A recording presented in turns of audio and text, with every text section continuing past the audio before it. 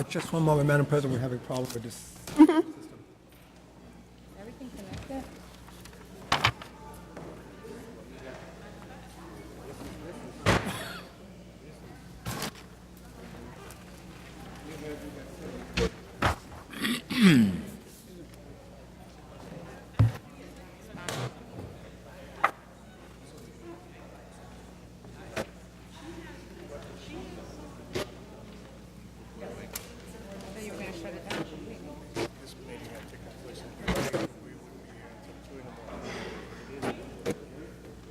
Yes, you work at night.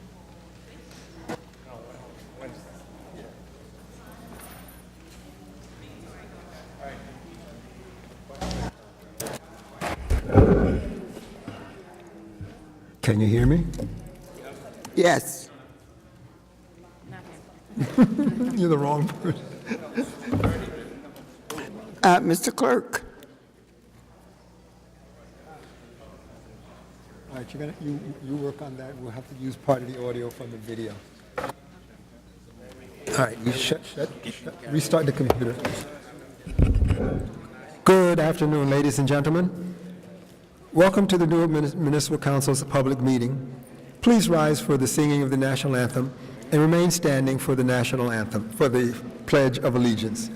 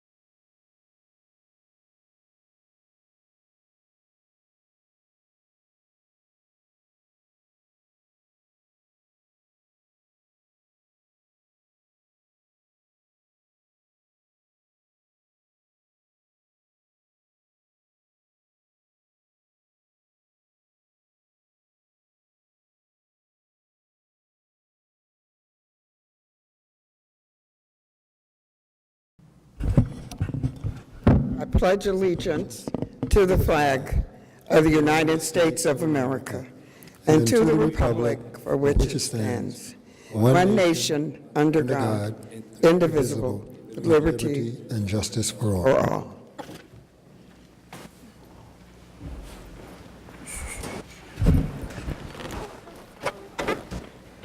Madam President, we now convene the rescheduled council meeting from Wednesday night, February the 20th.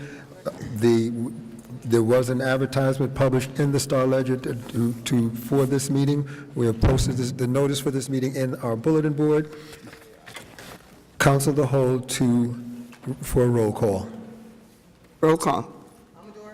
Here. Here. Names absent. MacGyver, absent. Osborne. Here. Here. Here. Here. Mr. Clerk, as per our discussion earlier today, a number of council members received phone calls regarding the rescheduling of the meeting. And so if you would step to the podium and explain the legalities of what took place. We want our public to be, our residents to be well informed. Thank you, Madam President. As the city clerk, although I was on jury duty during the Wednesday morning for the pre, I was advised of the fact that because of the inclement weather, that the council was planning to cancel and reschedule the meeting.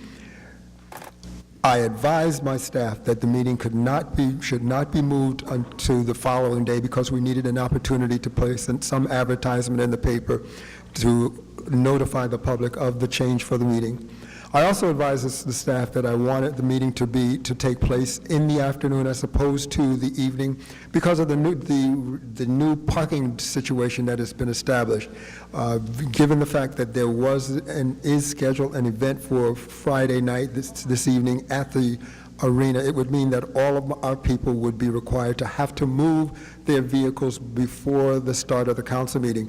And therefore, I asked that the meeting take place during the day so that we would not have to go through that difficulty. Thank you, Mr. Clerk.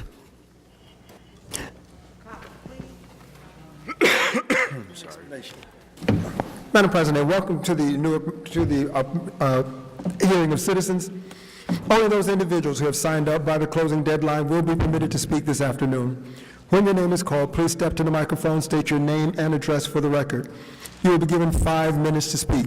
When you begin speaking, you will see a small timing device on the podium in front of you, which will begin counting down your time. When you reach the 4th minute, the yellow light will illuminate, indicating that you have 1 minute remaining for summation. When you reach your 5th minute, the red light will illuminate, and there will be an audible sound indicating that your time has expired. Please look forward, speak into the microphone. We are recording these proceedings, and if you turn away, we may miss part of your statement. Please address questions to the chair and not to individual council members. The first speaker for this afternoon is Bill Chappell. Appearing.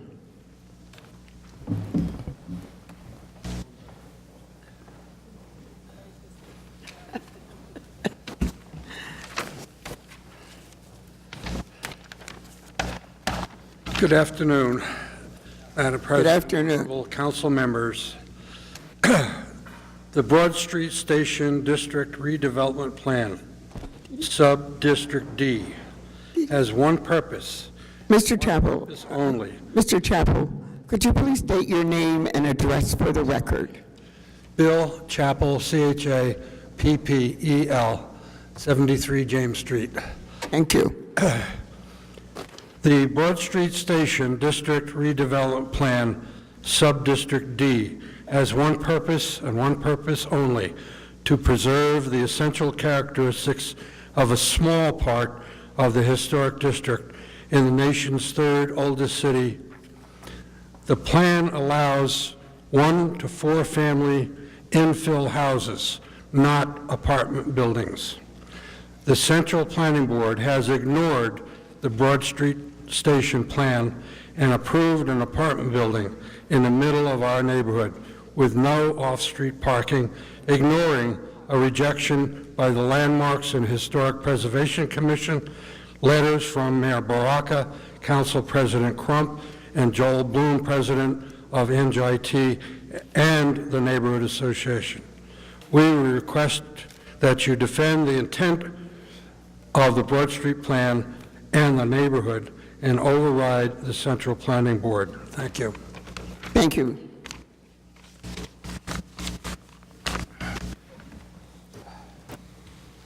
Brenda Toyler. Appearing. Good afternoon. My name is Brenda Toyloy, and I live at 229 Renner Avenue. Thank you. I'm here to say that this council and administration has made the ultimate mistake of saying that the water is safe to drink. So what I've done is I brought my whole house filters so everybody can see what's going into that filter, and then this filter here. When you walk away, These are point of entry filters. This is a point of use filter. that the company, my company, wrote down to less than a third cost for the city of Newark. And I also, so that people do understand that I'm not trying to make money off of this problem. I understand the problem is bigger than me. And so I offered my entire commission to the mayor for this product so that all homes, the 30,000 filters that he asked me for, could be installed. And I spoke to Councilman Eddie Osborne about that because I know he's from the labor union and was able to get plumbers to help oversee the installation process. Okay, so I want to say, CDM Smith, 2018, said that lead is also emanating from water meters and goosenecks. And the goosenecks are attached to the water main, so that's also the city's product. 1986 lead was banned. So we all know to get something banned, it takes years and years to get it banned. 1986, it was banned. The lead and copper rule didn't come out until 5 years later, 1991. And then your corrosion control treatment plan didn't happen until 1995. And because of the fact that the Wanacue water treatment plant was blending in water at the Wayne Street pump station, the entire sodium silicate corrosion treatment was diluted and it doesn't work. And how long has that happened? You know, what I would like to see this council do is to be the first council in the whole state of New Jersey to ban the water treatment operators, even the city of Newark, from policing itself because of record, and this is your report from CDM. You don't have a materials evaluation report.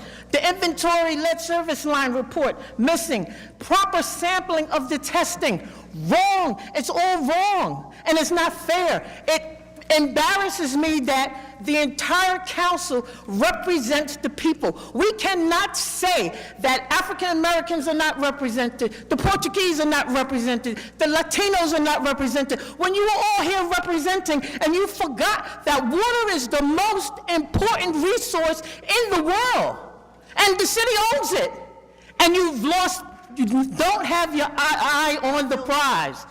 Let me say this. There's also lead in the soil everywhere.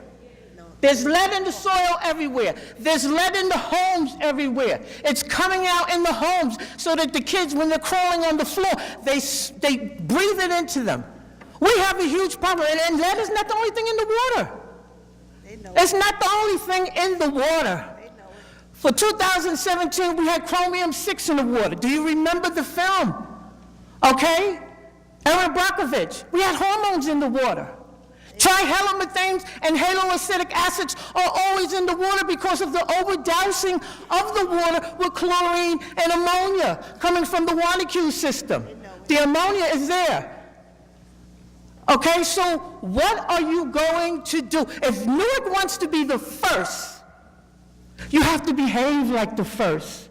You can't keep telling the people the water is good. You have to protect the people. And this system here offers the advancement of entrepreneurship, which I told Councilman Eddie I would work to train with him people to sell the system so that our poor people here who don't have any money can get some. There's also a way for earning money installing it. What is the problem? This is an emergency situation. This is very real.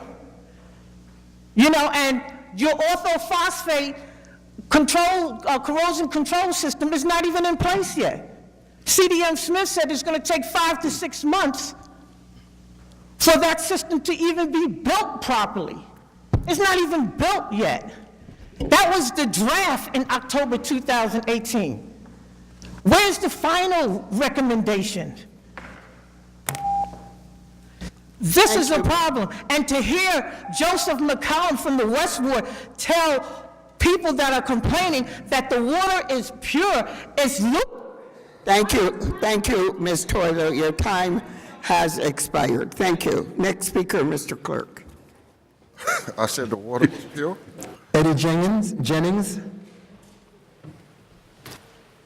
Not appearing. Dion McCutcheon? I thought I saw him appearing.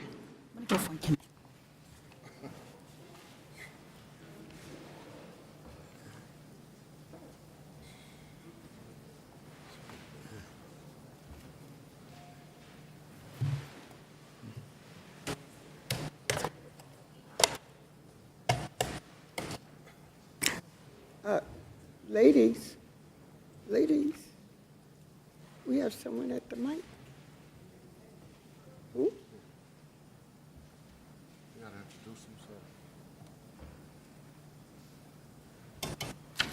The mic is active.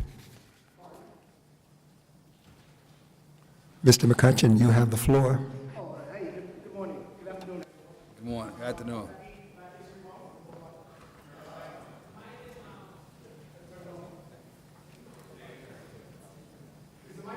What's up? As far as I know. Okay, do I get my time back? Okay. Here, 1 second. Good afternoon, everyone. Newark Matters. My website will be up, hopefully, in June, newarkmatters.com, newarkmatters.org. I'm here representing Black History Month, and this little essay that I wrote very quickly is regarding resistance, specifically with the relation between blacks and whites in America. Resistance is what makes people strong, and the strong much stronger. For example, when you exercise in resistance training, strength training, the more resistance weight you are able to lift, the stronger you become. It only makes sense. If you are only capable of bench pressing 150 pounds of resistance at the start of a regimented weight training program, and after 8 weeks, you're able to bench press 250 of resistance, you obviously have become much stronger. To make this point analogous with regard to race relations between blacks and whites in America, it can only be concluded that blacks are far more strong than whites. As we all know, from slavery to Jim Crow up to today, blacks in America have always been in the struggle against resistance, specifically, but not limited to, social, economic, racial, discriminatory, political, judicial, etc. In short, white American injustice, where even more specifically, white male American injustice, where, in contrast, the only group in America that has never, ever faced any resistance regarding injustice in the United States is the white American male. Even white women have faced more resistance than their counterparts. White women, well, women as a whole, have had to fight the resistance of voting rights, equal pay for equal work, the glass ceiling effect, discrimination regarding office jobs, where at one point women only considered to be capable of handling secretarial positions. Again, every group in America has had to fight against resistance in some way or another in this country except the white male man. The white male has floated through American society without any barriers. They have never faced racism, discrimination, economic, political, social, gay, lesbian, judicial, etc., injustice in any way, shape, form, or fashion. Therefore, it is only logical to conclude that the white male is the weakest in American society. If you never face any resistance with regard to any unjust component of American society, you must be the weakest of that society. Therefore, conversely, it can only be concluded that within the white American society, the black male is the strongest, followed by the black female, then people of color. That includes Hispanics, Asians, Indian, women, etc. Where again, the weakest group in American society must be the white male, because the white male has never faced any unjust resistance in American society. Simply put, if you have never faced any unjust resistance in American society, you must be the weakest within that society. Again, this is analogous to the concept of resistance as it pertains to resistance strength training. Dion McCutcheon, Newark Matters, representing black Americans in the country who have always faced resistance, where their counterparts in this country, whites, have either never faced resistance or it's been very limited. Have 38 seconds left. Councilman at Large, Gonzalez, I would like to thank you again. I see your friend, the Southwood councilman, is not here, but I would like to thank you two, because if it weren't for you two, I wouldn't be here today. I'll be eating some cereal and watching TV, maybe some cartoons. But because of my initial presence here, you two decided to go into a sidebar, which I thought was very disrespectful. And I thought you guys weren't paying any attention to me. So this year, I'm going to guarantee that you two get my attention, devoted, Thank you. Thank you, Mr. You're welcome. McCutcheon. Next speaker, Mr. Clerk. Felicia Alston Singleton, Not appearing. Lisa Parker, Appearing.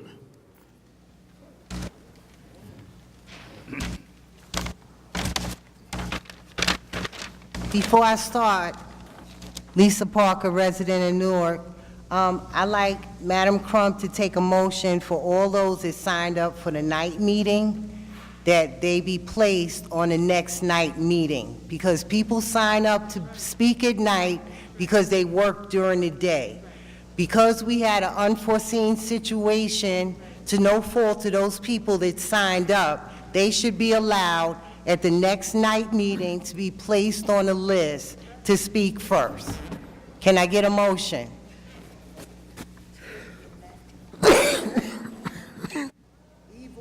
We'll take your recommendation under advisement. We'll take your recommendation under advisement. Lisa Parker, resident in Newark. I first like to say that we don't have a government. And the reason we don't have a government, because every one of you that sits there that's supposed to be the legislative arm of our government for checks and balances have co-opted our democracy, our free speech, our podium, and our forums to have a conversation with our representatives about what's not right in our communities. And what has turned into repressing people's voice, sicking the cops on people, that is inappropriate. It's not based on your temperament and how you feel about what somebody is saying about the administration or your role as a legislative branch, as a council person. This is akin to a criminal enterprise, like the mob. You got the boss up M5 on the second floor, and you right here, who's supposed to be representing us and checks and balances about how our tax dollars are being spent, are not representing the people. Let me give you another example. I came here last time, you had this whole council chambers filled with half of the fire department. Talking about their contract, I talked about how their health benefits wasn't restored for the retirees. For 2 years, we haven't had an answer about that. But what was more appalling to me is, where was the firemen's union representation here at this podium? The problem in this city is you got the unions in bed with the employer, so they can't represent the people and their rights. Let's talk about how our tax dollars are spent on the police cadets. $5,500, right, for each cadet. Over 100 cadets go through this training. Why is 85 of the 100 some odd people being dispatched to Essex County instead of the streets of Newark? Why is that? Our tax pay for their training, why shouldn't they be farmed to the streets? The other thing is, crime is not at its lowest in 50 years. Not when every day we see shootings, people dead, all of this is going on, but there's no police on our streets. And let's be reminded that Sterling Security is not a supplement for Newark Police. That's not how it works. We pay our taxes, our environment should have the police protection that we deserve and we pay for. You reap what you sow. So, our water is dirty. I want to go and touch on what Brenda Toyloy talked about. We have lead, acid, and cloudy water. About a month ago, you had a water main break on Market Street. Subsequent to that, people in the West Ward started recognizing cloudy water. People in my area, like myself, have cloudy water.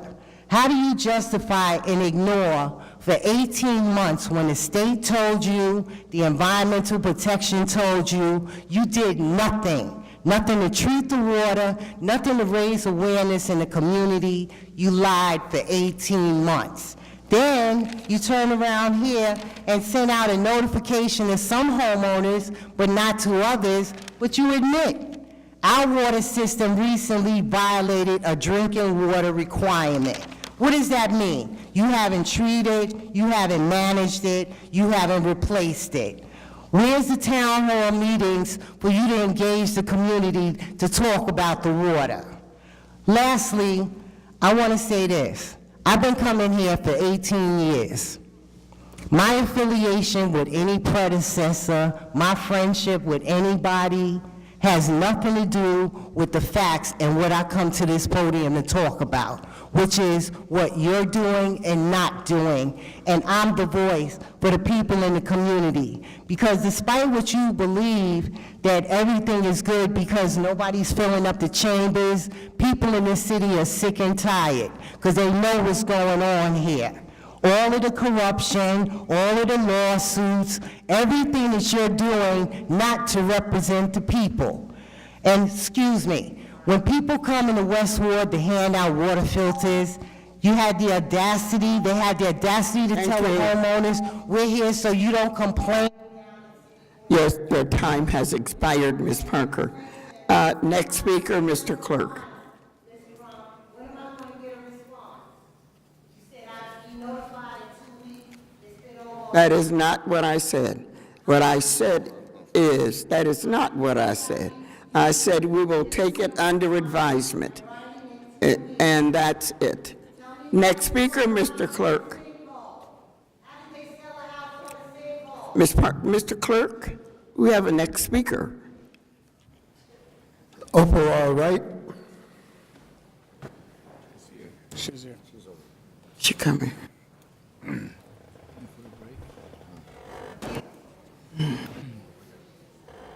Said a lot of things I don't know how to say. Oh, I don't even pay attention.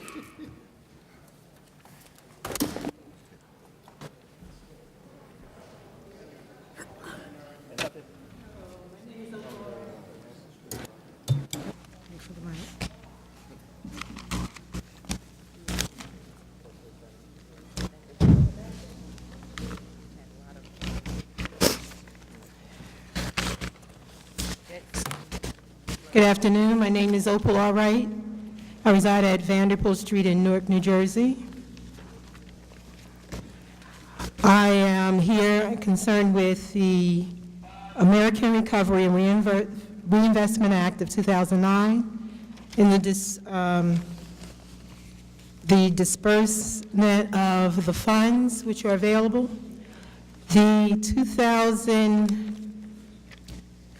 In 2009, I would like to reflect, there was an inauguration which the person who sang just, I think, minutes before the top of the day or the 12 o'clock hour was Aretha Franklin, and I'd like to give my condolence to the family on that demise. I would also like to remind that she sang Let Freedom Ring, and this was a voice which carried through the few minutes just before the historic presidential inauguration. So there's many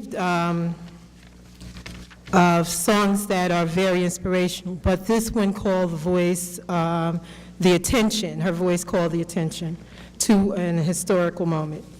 There is also the American Recovery and Reinvestment Act. I've asked that we look at the applications, making sure that the applications are processed by the head of whichever department, that the funds are still available. You probably at this point have had time to ask or request. I'm concerned, though, with anyone who may have contacted that office ahead of you or with you, or maybe you recognize that there's no response. That would be to realize that that person or this group would be trying to create like a hostile, not just an environment or a workplace, but to say that they would prefer these applications that are coming in to be ignored or neglected is the same as saying that it went into a bin or it was trashed. And we wouldn't want to have that occur because the distressed, those who are distressed, they are qualified citizens and they need these, the funds under an emergency need. So I would like to just mention that there's Dodd-Frank Wall Street Reform and Consumer Protection, and that Dodd-Frank Wall Street Reform and Consumer Protection, it's a massive piece of financial reform legislation. It was passed by the Obama administration in 2010 as a response of the financial crisis of 2008. Named after the sponsor, U.S. Senator Christopher J. Dodd and U.S. Representative Barney Frank. The Act's numerous provisions. So I would, again, ask that each citizen would study the law. I was also interested in each of the titles in this law. If you could use or go to the website for the GAO to help you understand what each of these titles mean or what they represent to U.S. citizens. The funds, that are available, everything that's available in the two acts, the two laws, we should be able to address this with our council people. There's the 1% of the funds that are available, and I'm asking that there's some oversight, some transparency and oversight on that. The same is said in the Transparency and Oversight Wall Street Transparency and Accountability. There is, it explains that this is about banks that are too big to fail, and what do we do if they do fail? So I was just asking for your assistance. Thank you very much. Thank you. Next speaker, Mr. Clerk. Deborah Salters. Good afternoon, Deborah Salters, City of Newark. This is how I can be found. If you can see the camera, it's probably not clear. I keep giving my address, email address, warriorforthepeople@gmail.com, WARRIOR4THPPL@gmail.com, 862-900-6056, Twitter, DS@warriorforthepeople. And for our seniors, don't give up your homes. You've got some strong legs, strong backs out here. We're ready. We're ready to go to war with you and for you. Anyone else who's frustrated and needs some help, we are here for you. For those who are willing to work for themselves, we are here for you. And to the council, I would just, well, first let me say, Mr. Clerk, I do not believe, as others who have been emailing and texting, that this changing the evening meeting to a morning or afternoon meeting was not a good decision. People who really have concerns and questions, who are working and cannot be here, it is an inconvenience and a frustration. To the council, I would like to ask you all, how much do you need to live comfortably? How much do you need? How much? You're living well. Ramos, I believe with the agencies that you're running, along with your council salary, you have to be close to like $500,000 a year. Close. Close. 300,000. Gotta be. Somewhere around there. You could, and all of the perks and kickbacks and stuff. I mean, laugh. I mean, I'm putting it out wish. there. I'm putting, no. I wish. said Ramos. I didn't say you, Madam President. I But- mean, I wish But you what, was but what I'm making- saying is, but what I'm saying is, you all live very well. That was my point. You live comfortably. And to give yourselves raises to this magnitude when the people of the city are suffering, and allowances, No, it's No the what? council. no. No city council listed on those salaries. Read the ordinance. It Okay. does not include Okay. us. Well, the mayor's office, but you're the council. I'm not saying you yourselves. What I'm saying to you is you're the body who makes the decision or votes That's on what these you said. amendments. That's Okay, what you said. okay. So again, I'm still saying how much do you all need to live comfortably? That's all I'm saying. You live well. And my point for saying that was, for you to approve salaries for the mayor's office, for whomever, when you get a report or report card of the things that are being said here are dirty water, lead, cloudy, all of these things, our homeless situation, mental health situations, the people are suffering, the crime, all of these things does not attribute to a good report card. If your child came home and with a bad report card, you're not going to reward bad behavior. You're not a good parent. So what I'm saying is, why should those who are not, even those who are inept or ineffective in their positions, why should they get a raise? Why? I mean, it doesn't make sense. I mean, the scripture says, muzzle not the ox that treadeth out the corn. Okay, he's doing the work, feed him. Okay, the workman is worthy of his hire. If they're doing the work, pay them. But if they are not effective, if you have somebody over the water department with no credentials, if you have people who are not doing their jobs, when their job is to get jobs for other people and they're ineffective, why are they getting raises? Why? It doesn't make sense.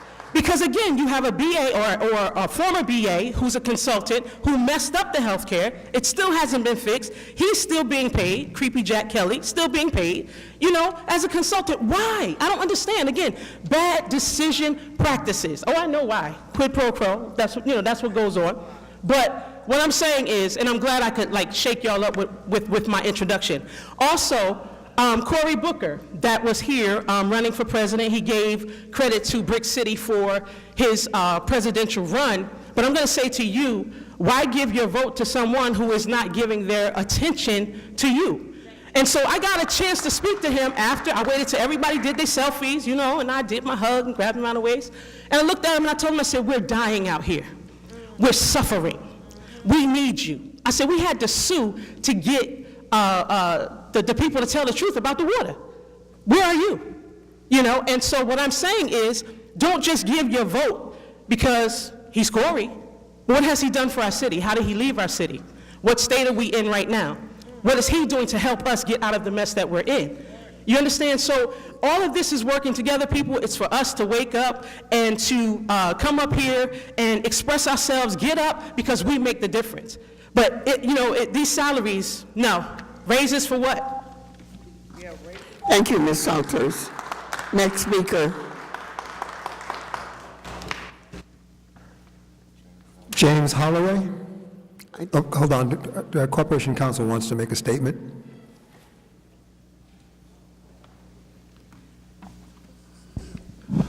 Good afternoon, Kenyatta Stewart, City of Newark Corporation Counsel.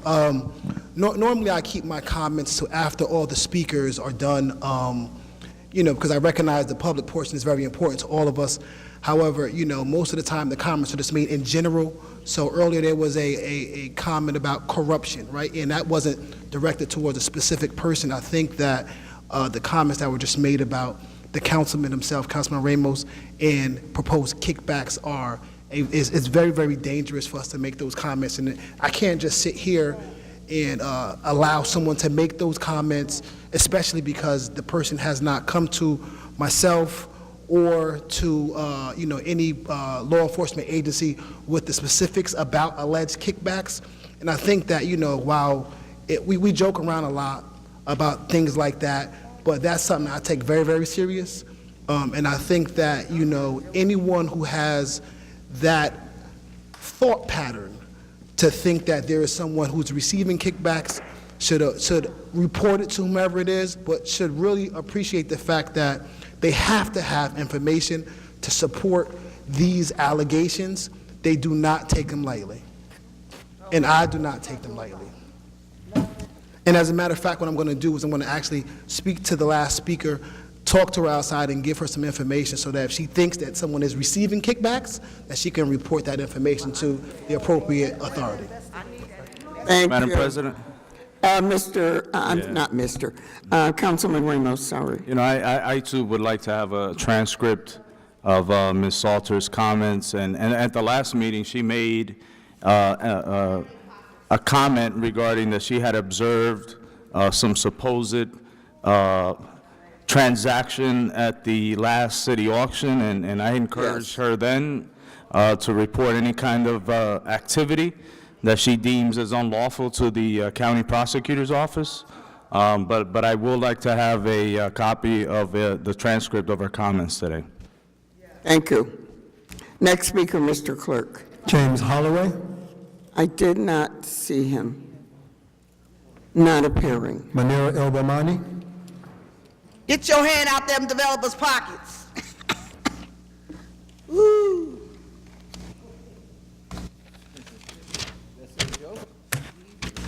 If the shoe fit, wear it. If it don't apply, let it fly. Greetings, everyone. Munira El-Bomani, a longtime advocate of the city. Let me give honor and thanks to the creator of all humanity and to my freedom-fighting ancestors who have paved the way. I salute you this Black History Month in 365 days a year. I come before you all to exercise my rights, to address my concerns, offer solutions, and most importantly, to empower the residents who have been brainwashed and bamboozled by the failed elected officials and Black leaders in this community. M5, who is formerly known as Mayor Baraka, your administration, as I said in the pamphlet, the worst administration that I've seen in my days in the city of Newark. Failed administration, no other way to describe you. Black and Latinos, faces in high places, from the federal level to the local churches. Failure, no other way to describe y'all. The state of our city. We have no government, failed administration, the corrupt breeding more corruption, criminals breeding more criminals, contaminated water, filthy streets, huge potholes, abandoned and vacant properties, high foreclosure, high poverty, high unemployment, homelessness on the rise, high taxes, high water bill, and poor municipal services and council members. No other way to describe you but failed leadership. Salaries, you want a salary increase? Which is taxpayers funding, by the way. No taxation, like our sister said, without representation. We need to call the state comptroller. We need the governor, because he's a failure too on the state level. His approval rating is at the lowest, so he's a failure to a lot of people here. We need to call Assemblyman Scatori, and we need to demand some answers about these salary increases. The state of affirmative action, hashtag failure, no other way to describe you downstairs. If this administration was serious about putting Newarkers to work, you need to go take heed to Jersey City, and also you need to go take heed to New York, who's doing their job hiring local residents, and their diversity and inclusion office. I sent the flyer to Dave Muhammad. I hope he respond back, but I'm gonna send it to y'all also. You need to go check out this flyer. If you're really serious about putting Newarkers to work, you would take heed to New York and Jersey City, okay? Billion-dollar construction boom y'all keep bragging about. Local unions out of work, okay? The unions out here fighting for work. They had the rat up across the street. You told them to take it down. You're in the high levels of these unions. I wouldn't have took it down. I would have still stayed there. Matter of fact, I would have put the rat right in front of the door on the second floor. Okay? No outreach system. The agencies work in this silo. 990, Newark Housing Authority, the school board, and we gave you the reports about the school board local contracts. Unacceptable in this city. Failed leadership, no other way to describe y'all. Okay? What about the non-union contracts? Now, I sent an open request in, and I haven't got a response yet, and it's been months of all the non-union jobs that's happening in the city. Okay? While y'all want to train, y'all got women training going on. Really? We can't get women to work. Or that's already in construction. While y'all training outsiders, while y'all training outsiders and undocumented workers are taking away local jobs. 5 black mayors in these 22 municipalities of Essex County.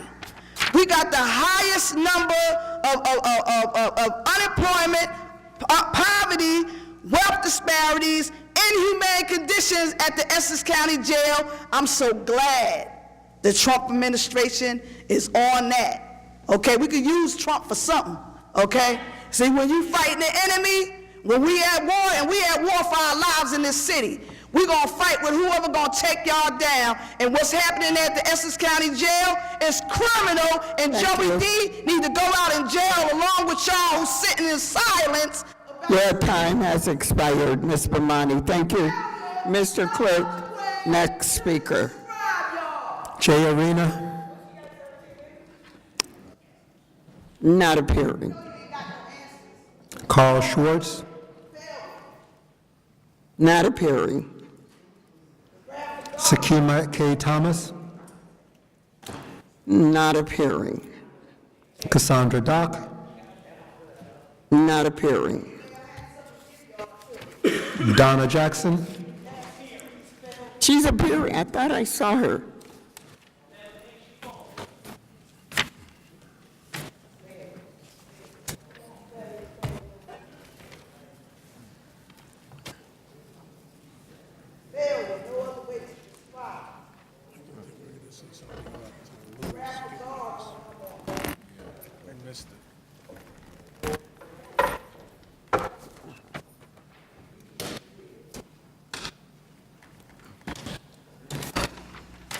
Good afternoon. Good afternoon. Good morning and good evening. Just be fair is all we ask. I understand that you didn't want a lot of people coming down here today because there was public hearing for the salaries. I know you guys don't want to talk about that, especially the mayor. But to take a night meeting where you know people would have come down here to give you their feedback, council members, this is a slap in the face to your constituents. Mother, you were very untrue to say that they had to be scheduled in 48 hours. Yes, that is we not, did. Hold on. I don't lie. I didn't say you lied. I said it was an Don't untruth. lie. So when I'm finished, you know, you guys said you're not going right. to talk during us. You're right. Yeah, right. So, I mean, just You're right. got you. The Sunshine Law says advertisement must be given in 48 hours, not the meeting changed in 48 hours. I know what I'm talking about because I'm using the Faulkner Act on these raises that you guys in the city want. The council, the reason why we're attacking you, because we know you're the bobblehead council, and you're going, yes. Because you hold no one accountable, including this mayor. You guys do not present a budget to him. He presents the budget to you. Thus, in January, you again, this year, same thing you did last year, $172 million for 3 months of budget operation. Why? Why couldn't you guys have given him a budget in October? What's the agreement? To just kill us all? Public service, just get a 30% increase. You guys put a 30% increase on the water bills in 2015, haven't released any of that pressure on homeowners. Now we look around, you guys are charging this section $1,500 for their water lines to be changed. People over there in the South Ward, $4,000, $5,000, some of them being charged to get their, now we see the discrepancy. Thus we filed today in court. another motion against the city because there's too much discrepancy going on. If you ain't know about it, you better talk to your residents because homeowners are screaming. The level of lead in the water now is at 46%. 3 months ago, it was in the 30s. So if you don't think something is wrong, then the city's numbers, the EPA numbers, and now the independent numbers are in. People are having the New Jersey Baby Foundation, I'm saying the wrong name, but y'all know what I'm talking about, the infants and children, they come out and test if you have children in the home. Those numbers exceed what Newark says they are. So we are in a crisis now. Joe, I'm glad you and your family drinking the water. Me and mine ain't. Me and mine ain't. Y'all gotta remember, y'all sat up here for the last 2 years, said nothing's wrong with the water, and you did. Because y'all a team, and I understand how a team goes. But guess what? When it's time for you to stand on your own, that's where we tell where you really are. So in the middle of a lie, you guys will continue to hold that lie. In 2016, every school in Newark water was shut off. Every school. Not 36, every school was shut off. Charter and public. Wasn't that enough for y'all? Ain't there one water main that run down every block? Not two? Ain't one don't go to the school, one don't go to the apartment building, one go to the house, same daggone water, right? So why we acting like that's not there? Public hearing today on the raises. You guys afraid for the constituents to come out and say what they feel about the raises. I'm so glad Senator, whoever he is working on a no back pay resolution right now. I don't know what to do, Santora. I'm so glad. Now we got Senator Ruiz from Newark down there in Trenton, again losing her mind, destroying education, now wants to give multiple tests every year. Ms. McGovern, you need to be on this as you're active in Montclair in education. She now wants the unlimited amount of tests to be given to our children all year long. Again, Charissa has lost her mind. We have to get her out of that seat. Ruiz has been down there too long. She has no clue what kind of pressure is put on these children when they have to take state standardized tests in class. She now wants to mandate multiple tests all school year long. When are we going to teach? And that should not be there. And she is the presenter of that bill on the Senate side. She is the Senate Education Chair. Yeah, I'm talking about her, so go back and tell her she need to call somebody because what she's doing is wrong. We need to be focusing on preschool. We need to be building that stronger and put the seats in place that we need. These classrooms are overcrowded. Too many children. You guys only looking in this little glass worrying about us. And let me just say this in closing. Before anybody in this building gets a raise, and hear me well, Raz, because I know you watching.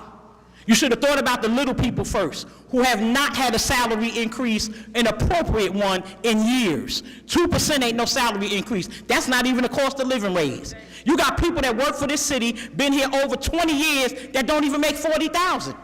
You still haven't made sure everybody's at $15 an hour.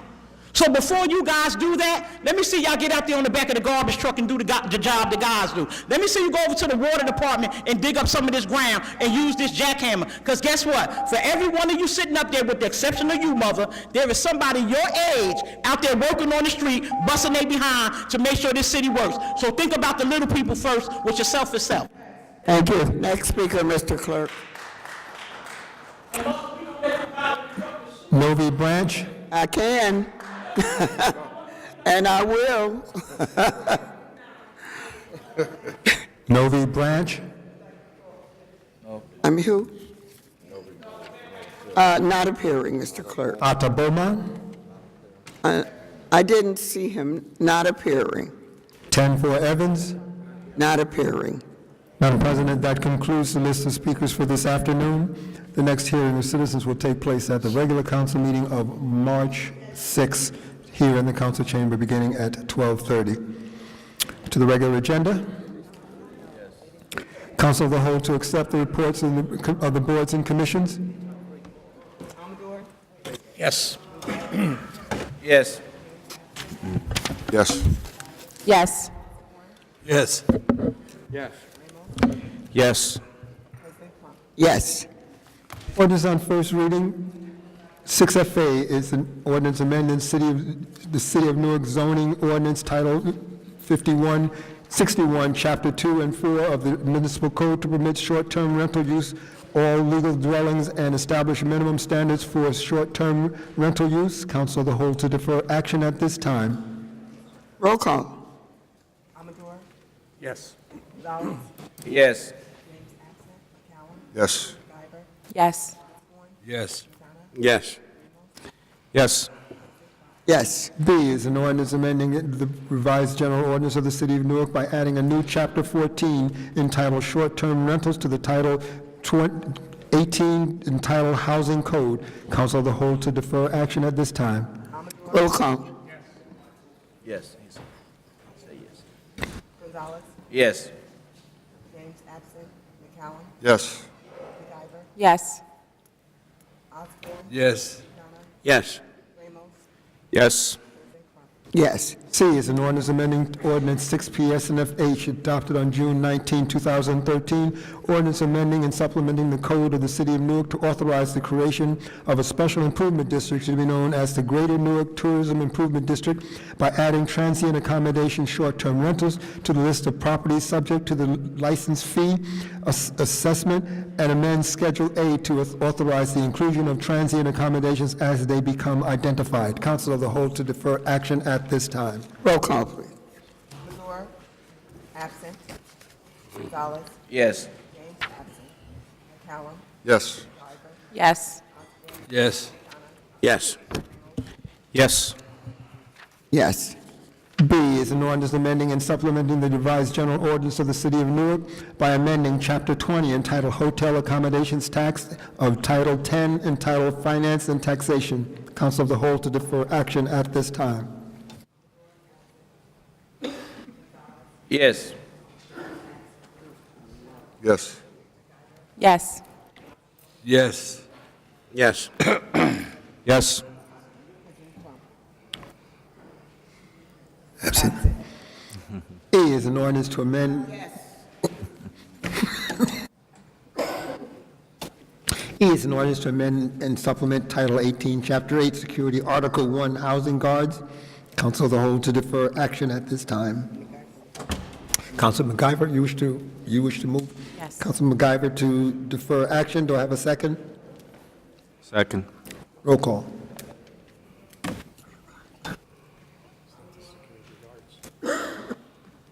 Abstain. Yes. Yes. Yes. Yes. Yes. Yes. Yes.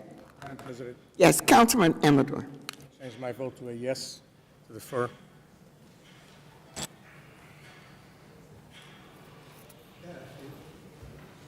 F is an ordinance amending Section 23:15-2 multi-way stop intersection by amending and supplementing designating Sussex Avenue and Newark Street as a multi-way stop intersection. I'd like to Council- sponsor. Council. Seconded by Councilman Osborne. Yes. Yes. Yes. Yes. Yes. Yes. Yes. G is an ordinance amending Title II Administration, Chapter 6, Department of Law. This would amend Article 2, Corporation Council to expand the limitation on power to compromise, settle, adjust any rights, claims, or demands or causes of action in favor of or against the City of Newark to an amount not to exceed $40,000 without the approval of the Municipal Council. Council as a whole. Council of the Whole to adopt. Amador, Abstain. Gonzalez, Yes. James absent, McCallum, Yes. McIver, Yes. Osborne, Yes. Yes. Yes. Yes. Ordinance Madam President, the ordinance adopted today on first reading will be advertised in accordance with law, and a public hearing will be held at the regular council meeting of March 6, 2019, beginning at 12:30 p.m. here in the council chamber. Ordinance on public hearing, second reading, and final passage. 6 PSNFA is an ordinance of the City of Newark and the County of Essex, New Jersey, directing the special assessment of the costs of Phase 1 of the lead service line and replacement program. Madam President, I must also point out that this is a public hearing for this ordinance. It is also the public hearing for the previously adopted resolution on the intent of the Municipal Council to do the special assessment for the lead service replacement line under New Jersey NJSA 40:31-13. Is there anyone present that wishes to be heard on this ordinance? Yes.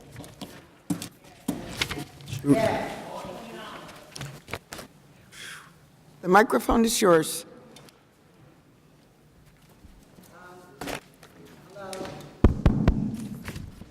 This ordinance for the lead service line replacement program, I believe the city put in for a $70 million bond, that we, the taxpayers, are going to pay off that bond. Why didn't you include in the request the cost that the homeowners are going to incur for the lead service lines? How is that we're paying double? We're paying off the bond at $70 million, and then you're going to arbitrarily charge me, depending on where I live or who I know, the price to replace these pipes. Why didn't the council consider including in this the $70 million bond to take care of the homeowners to replace their pipes?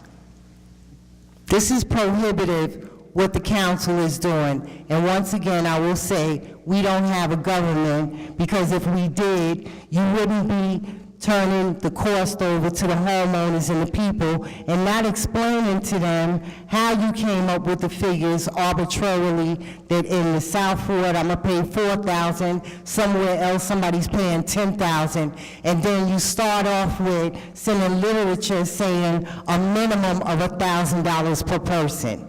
How is this reasonable for taxpayers, and we're paying twice? This should not be going through the final passage until somebody explains how this money is being used, how you came up with the arbitrary rate of $70 million with no explanation to the people that are going to have to repay it in our taxes. How did you come up with this figure for a bond for the pipe replacement? $70 million. How did you get that? When you build a house, you have to come up with some figures. It's going to cost me this to fix my kitchen, to buy a stove or refrigerator. Where's the arbitrary figure, and why are you approving this if you can't explain to the citizens of this city where the $70 million bond is being spent? Thank you. We will have a response.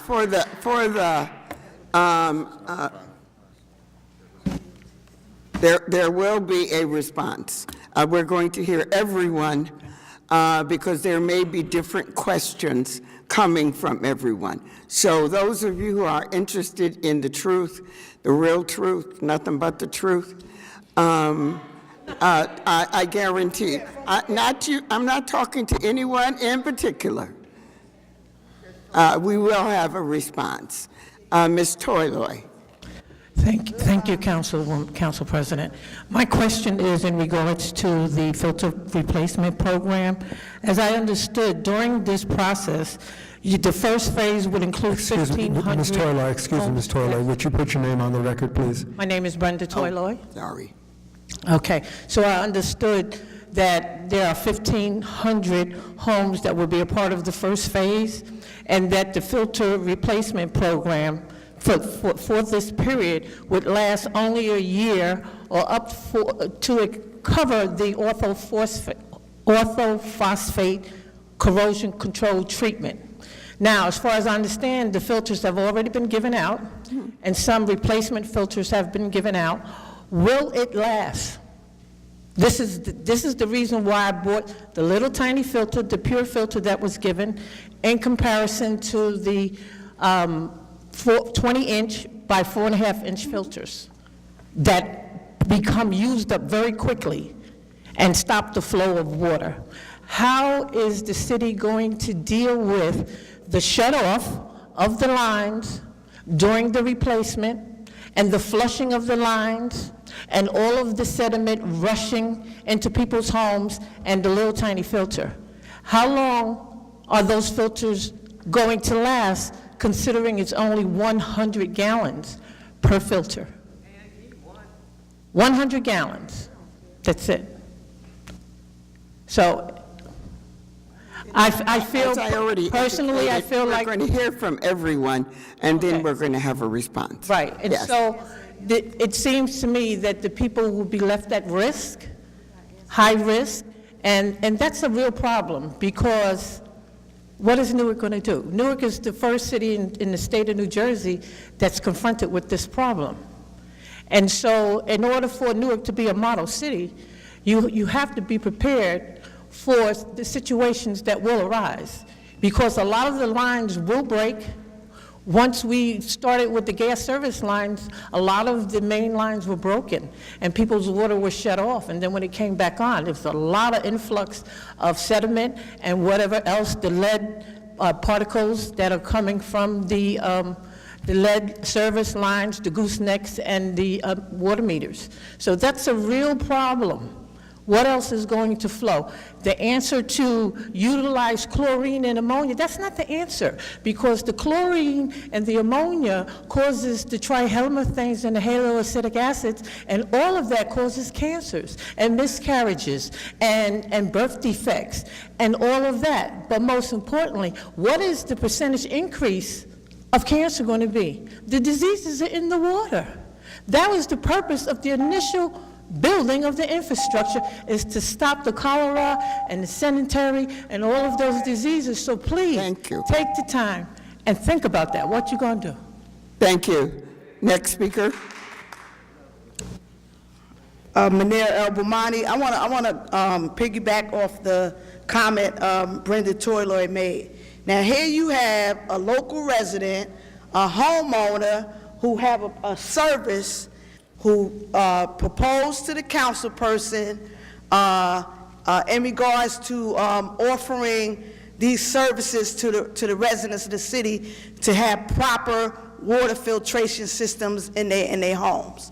Now, if you're really serious about helping the residents here with this contaminated water that got all kind of substances in it, we got a local contractor right here who also extended the opportunity to build wealth in the community for the residents, to help employ residents with this product she had. Okay, now, with the service line stuff, now, who are the contractors gonna be? Because I know Roman was one of them, and I was proud to see that at least you do have Roman as one of the contractors well, Roman is doing what? The service lines as well, right? Yeah, they are. They one of the local contractors. Okay, but the thing is that local contractors, also local residents on jobs, unions here, that's out of work, need work, y'all just gave contracts, $75 million of I assume taxpayer dollars. Because I know y'all ain't coming out your pockets with it. But, okay, so service line, we need to fix them. What we gonna do about the local contractors, local service that she have, helping to employ residents in here while we do have this situation here? Who's gonna answer that on the affirmative action side of this? Because they already covered the other stuff. Who's gonna answer that component? We're going to have an answer. Are we going to have an answer? Because, you know, this corporation counsel, he seems to want to get up every time the residents have something to say, and to remind him, his salary is also paid by taxpayers too. So to come here, every time he want to jump up, every time he feel like somebody's saying something using their freedom of speech, he want to come up and want to, you know, counteract. Okay? But like I said, let's talk about this stuff here, the serious stuff that need to happen in regards to, you know, people working on these lead service lines, fixing them, that's from this community. Local contractors, local residents, and also getting the ultimate filter that our sister Brenda Toyroy said. We need water filtration systems in these homes. Get them. Thank you. Failed leadership.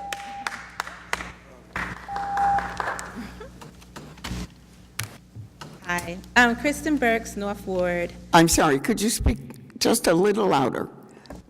My name is Kristen Burks from the North Ward. and I'm a homeowner.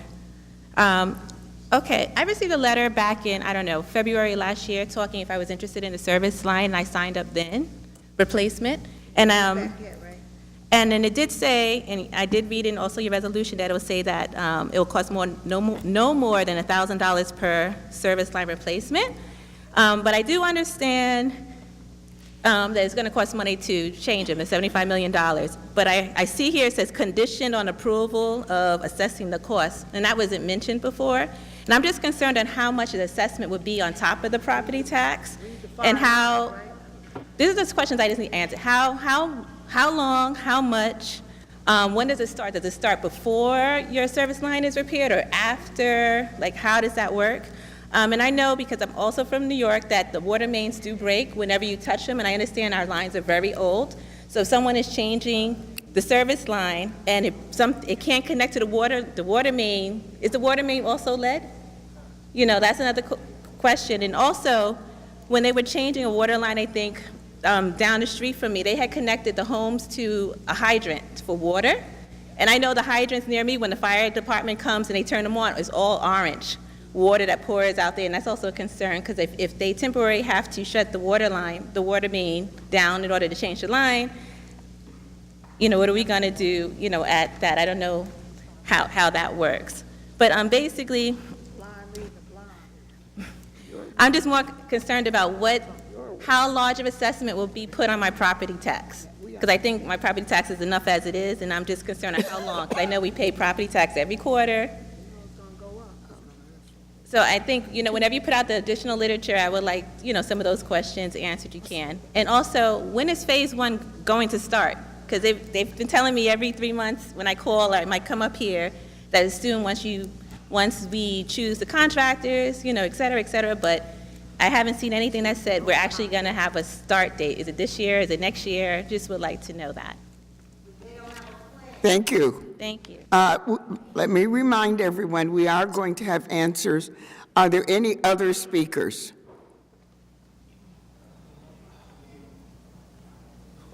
Look at the defensive pose she gets into when I come to the podium. Amazing. Want to state your My name? name is Dion McCutcheon. I just would like some clarity with regard to the wording. Yeah, I grew up in Newark all my life, went through the Newark school system, so you have to bear with me when it comes to being able to interpret, the simple language of the written word. I just want to read this. Directing the special assessment of the cost of the phase of the lead service line replacement program. It's like 3 prepositional phrases in there, but I'm not going to worry about that. I'm assuming, define for me, the special assessment. What exactly is that? Could someone define that? Because it doesn't say what the special assessment is, or how it's being assessed, or who's assessing. I have no idea what that actually means. Of the cost of the phase. What phase? How many phases will it be? Mr. McCutcheon, I asked everyone to please complete their statement. There will be a response to the question. Yeah, I'm asking you direct questions. These are not direct questions? She said continue asking. Okay. Hopefully they would answer. Okay, so I would like the definition, I'm going to try to be more specific, a definition of special assessment. I would like to know this particular cost of phase 1, so I'm assuming there's going to be more phases, and the lead service line replacement program. I like definitions on all 3 of these things. Is that a possibility? In writing, by the way.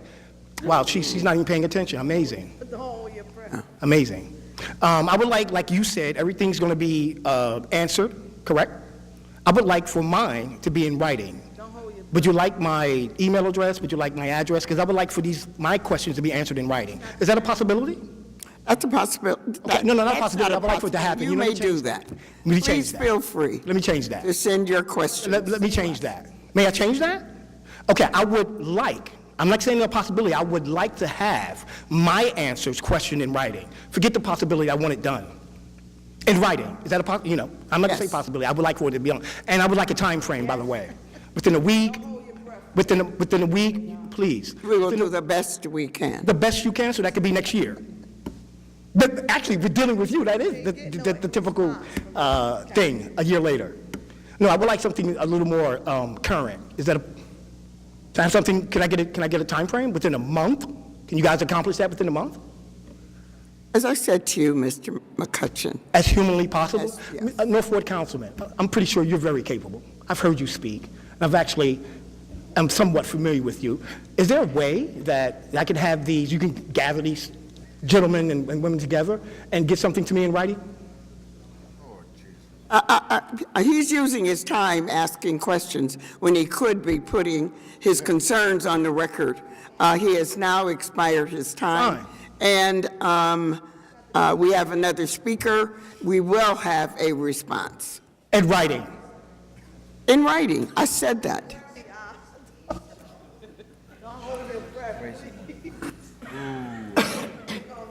All right. Shh. Ms. Jackson deserves to have her right. Donna Jackson. I'm at the A couple of things. One, while we're doing this assessment, can we get a cost of what the 30% per homeowner that you guys have been charging us since 2015 to do the replacement? Because that's what it was asked for. The mayor asked every homeowner to put in 30% increase. You guys sent the breakdown in the water bills. It's $40, $50 for one family, two family. You did the breakdown. The four family, like $100, whatever. Can we get a cost of how much money we got in the bank? Because from 15 to 19, we got some money in the bank per homeowner. Yes. So that we know what we're working with. Because by now, everybody should be free. Second of all, when Public Service did the gas line replacement on my block personally, they broke water service lines on the opposite side of the street from my house. They then ruptured the water main. This is 2 years now, maybe 3. They ruptured the water main in the middle of the street as well, because once they left, about 2 hours later, the water started coming up through the street. So my question is, we need to be very clear on who we are hiring to do this water line replacement. Second of all, I don't know why we're not training Newark residents to be able to do it, because this is where, again, we have dropped the ball. We knew about this. Newarkers should be making money off of this construction. And I throw this at you guys all the time. We got billions of dollars of construction in here, and nobody in Newark, maybe 4 people, but nobody in Newark is making that $40, $50, $60 an hour. Nobody. And they should be. The other thing is, we need to have multiple contractors doing this. You know, to keep the process honest, which it has not been up until now. 3 contractors is not enough for the water department for the city of Newark. I'm not happy that the guys at the water department, and I don't know how it's gonna go, but I'm just putting it out there so that you know how I feel, that the guys in the water department should be making overtime as well. They should be able to benefit from this as well. And that's why I said, when we talk about salaries, we should start at the bottom and move it up. So there should, even if this is gonna be a yearly phase project, correct? You guys said it's like 8 to 10 years to fix it. I don't have a problem with that, because it's a large city. But you guys should have already had, since you don't have it, let's go get it, a service line, a water main replacement program training for Newark residents only. That's not going to be opened up to the county like the police and fire. Yes. Newark residents only. Yes. We should have had that. So let's get that done, and then maybe, you know, we can start having some conversations when we do some real stuff that really needs to happen for our community. Thank you. Is there another speaker?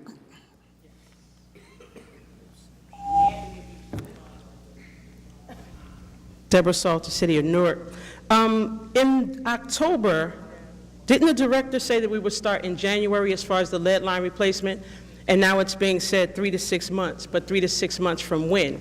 So, and I know I brought up the last council meeting about the lead lines, and Councilman James said, well, it's the homeowners, it's under their houses, but isn't it the city that actually installed the lines? I'm just saying, when the construction was initially built, the city, the infrastructure, the city put that in.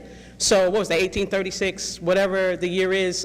So again, I'll say, I believe the taxpayers have paid enough as far as, like she brought up, everything Lisa said about the grant to the $70 million or $70,000, whatever it is, the numbers that she gave as far as the the lead lines being replaced, but it falls on the city itself. And again, I said last time, I believe that the taxpayers, especially our seniors who are the major homeowners, have paid enough. And I believe moving forward, until this problem is rectified, our water is fit to drink and bathe in, that there should be some type of return given, some kind of deduction in the water bill. Because again, and again, our seniors are the main ones being affected, okay? Because they don't have the resources that, say, us who are able to get around can do so freely. So I would like us to keep them in mind, mainly, and then the children who are drinking this water and everything, bathing in it or drinking from the sink, doing what children do. So I really believe that you all have enough resources to get this done without taxing the taxpayers even more. Water escrow. We want water escrow. Thank you. Corp Counsel? How about water escrow? Just for the record, Kenyatta Store, City of Newark Corporation Council. So what we'll do is we'll have 3 different people come to address the 3 different fashions of the questions. One was about the cost to the taxpayers. One was about the process in reference to, when things are going to start and things of that nature. And the other part was about the property itself and who it belongs to and things of that nature. So Natasha Rogers will start first. After that, Kareem Medine will come down, and then Aaron Wilson, who's our new tax assessor, will come down and address the financial aspects of it. Good afternoon, Council. Natasha Rogers, Chief Operating Officer for the city. So we've been working diligently since October to deal with the whole comprehensive approach to on-the-ground water filter distribution, simultaneously working through the financing mechanisms for lead service line replacement. So I just want to deal with some miscategorizations, some misleading statements, and to clear the air on the whole entire process. And then, like Corporation Counsel said, we have our tax assessor here, we have the Director of Water and Sewer, and probably someone else from our finance department to deal with any other outstanding questions. So the conversation with regards to double payment and the bond issuance. So I'm just going to break this down into this is just for simplistic conversation. The bond issuance of $70 million acts as a credit line for us. We have to pay vendors up front, so the $70 million is a credit line. We draw on those proceeds of those bonds as we do work. So we don't issue out $70 million all at once. It's only issued as we're doing work per phase. There are 10 phases over 8 years. The first phase consists of 1,500 households. Like I said, there's no double payment. The proceeds from the bonds are reimbursed or paid from, 90% of it is paid from a grant mechanism through our infrastructure bank, and then the remaining 10% is paid by homeowners up to $1,000 per homeowner. The conversation about there's arbitrary prices for each household, yes, the total project cost for each household, depending upon the complexity of their property, is different. But the price to be put on homeowners will be capped at $1,000. That's universal for every homeowner. With regards to filters and the type of filters, we're using NSF certified filters. Every part of our process when it comes to the filter distribution has been approved by our state regulators, and the filters that the woman earlier was speaking about are not NSF certified. Additionally, well, they were not NSF certified as of October when we started this process. We're not going to do a back and forth. Continue. We're only using NSF certified filters, and those filters were acquired at the time that we were doing this process in early October. That was when the contract was done, and that's what we did. Lastly, as far as spreading the wealth and making sure that multiple contractors are used, like I said, there's 10 phases to this project. The first phase has 3 contractors, and some of them are local entities that are using subcontractors that are minority women contractors, and there'll be 9 other phases for other entities to compete for our RFP process that is open and honest and always has been. So now I'll leave it up to our tax assessor to talk about the special assessment and how that repayment occurs over 12 months. Ms. Toyloy, you may not, I'd like to respond. That was a lot. You may not come to the microphone. Your time has expired. You will have an opportunity to respond. No one else has done this. So this has been a very orderly discussion. Thank you, officer. My name is Aaron Wilson. I'm the tax assessor. Shh. Equal airtime, we want it. Good afternoon. So I want to reiterate to the council that this is not a tax. I'm sorry. I think the mic is on. This is not a tax. The enabling statute that... Did you state your name and position for the record? Good afternoon, Madam President, honorable council members. My name is Aaron Wilson. I'm the tax assessor for the city. What did you say? I'd like to... Your name is... What is his name? Oh. Unfortunately, I have not had the pleasure of meeting you. So. Thank you, Madam President. None of us have.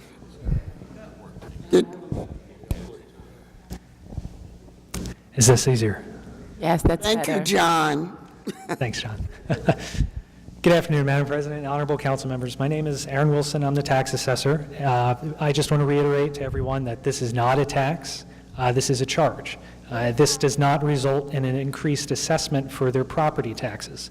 The assessment is the language that's provided under the enabling statute, but this is in fact a charge. The charge relates to the cost or benefit provided to the property owners under the program. That is going to be provided by the water department in terms of the cost. And that, as Ms. Rogers was saying, will vary depending on the complexity per property. Once that is certified, that will become the charge to that property owner, which will not exceed the $1,000. Once that charge is determined and certified by me, that will be billed to the tax collector's office over 4 quarters, or the 1 year. That would, I think. That's it. Unless there's a. Thank you. All right. Is that it? Thank you, council members. Thank you, Mr. Wilson.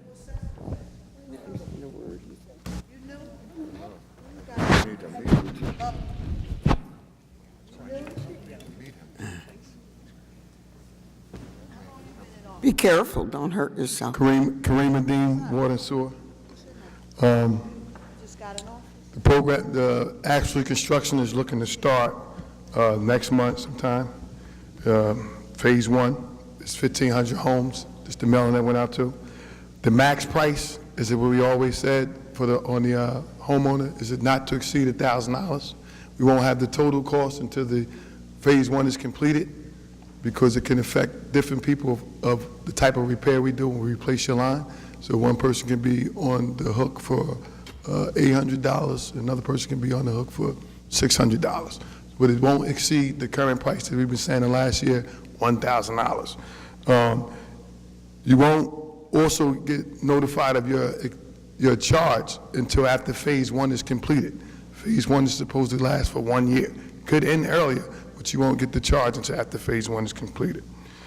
The contract for Phase 1 is a good one.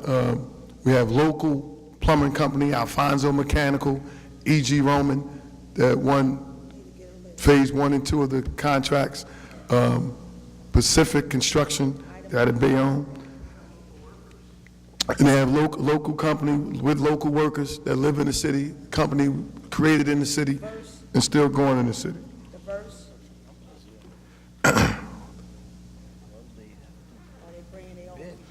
So I answered the pavement. Yes, we're also working with economic development in Newark Works to gravitate and screen people to come in that the contractor can bring on to a training program. We're in the beginning phases of getting that program together. We've been working with NGIT so we can come in to ensure that these workers are getting the proper type of training so they can last for this project for 8 years or go work for other companies doing this type of work. As far as the city's water personnel, we do repair and replace and monitor the type of work that's going on around the city with this project.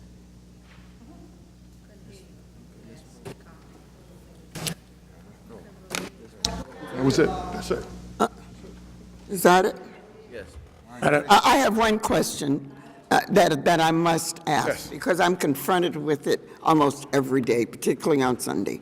Is there any truth to the rumor that says homeowners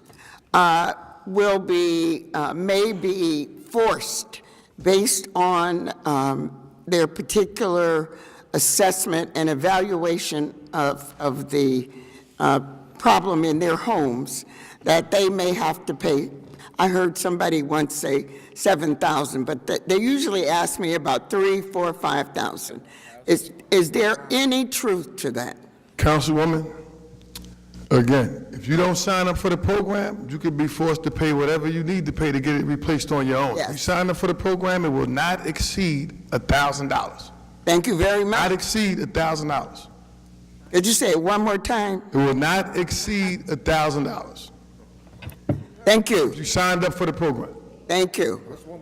Madam President, one more Councilman Amador. thing.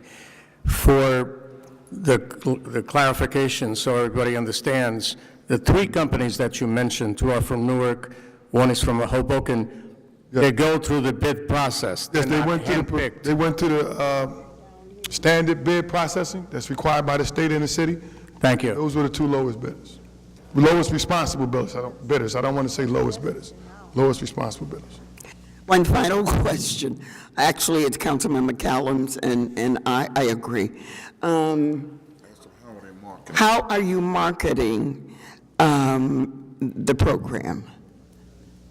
Well, we've been marketing the Yeah, program. you have been. I mean, that's not. For a year. We've been at that's not community a question meetings. for We me. advertise it on the website. The viewing audience. We did mailings. We continue to do mailings. We're going to roll out some other things in the next couple of days to do a broader marketing campaign as we initiate the construction. So you'll see even more marketing.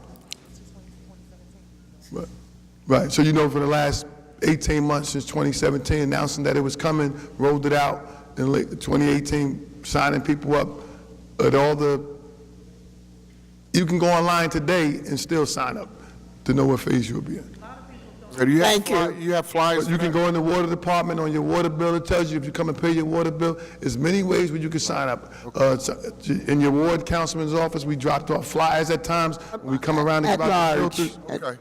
At large. We So need some too. when we come out to drop out, when we're doing door-to-door with the filters, we're dropping off the literature to the resident and the homeowner, letting them know it's a lead line, you need to sign up. We've constantly given out that thing to sign up to replace your lead service line. Thank you. Thank you so much. Mr. Clerk Counsel, I want to thank you for cooperating and helping us to get the facts before our community. And thank you to your directors and to your employees in that department. Mr. Clerk, I'm sorry, Ms. Toiler, your time has Council of the whole to close the public hearing and adopt? passed. Roll call, please. Yes. Yes. Yes. Yes. Yes. Yes. Yes. Yes. 6 PSNF B is an ordinance authorizing the mayor and/or his designee, the director of the Department of Economic and Housing Development, to enter into a contract for the purchase of real estate with Albert and Albert Development for the acquisition of the Shani Baraka Center, property located at 276-300 Clinton Avenue, for a price of $2,320,100. Is there anyone present that wishes to be heard on this ordinance?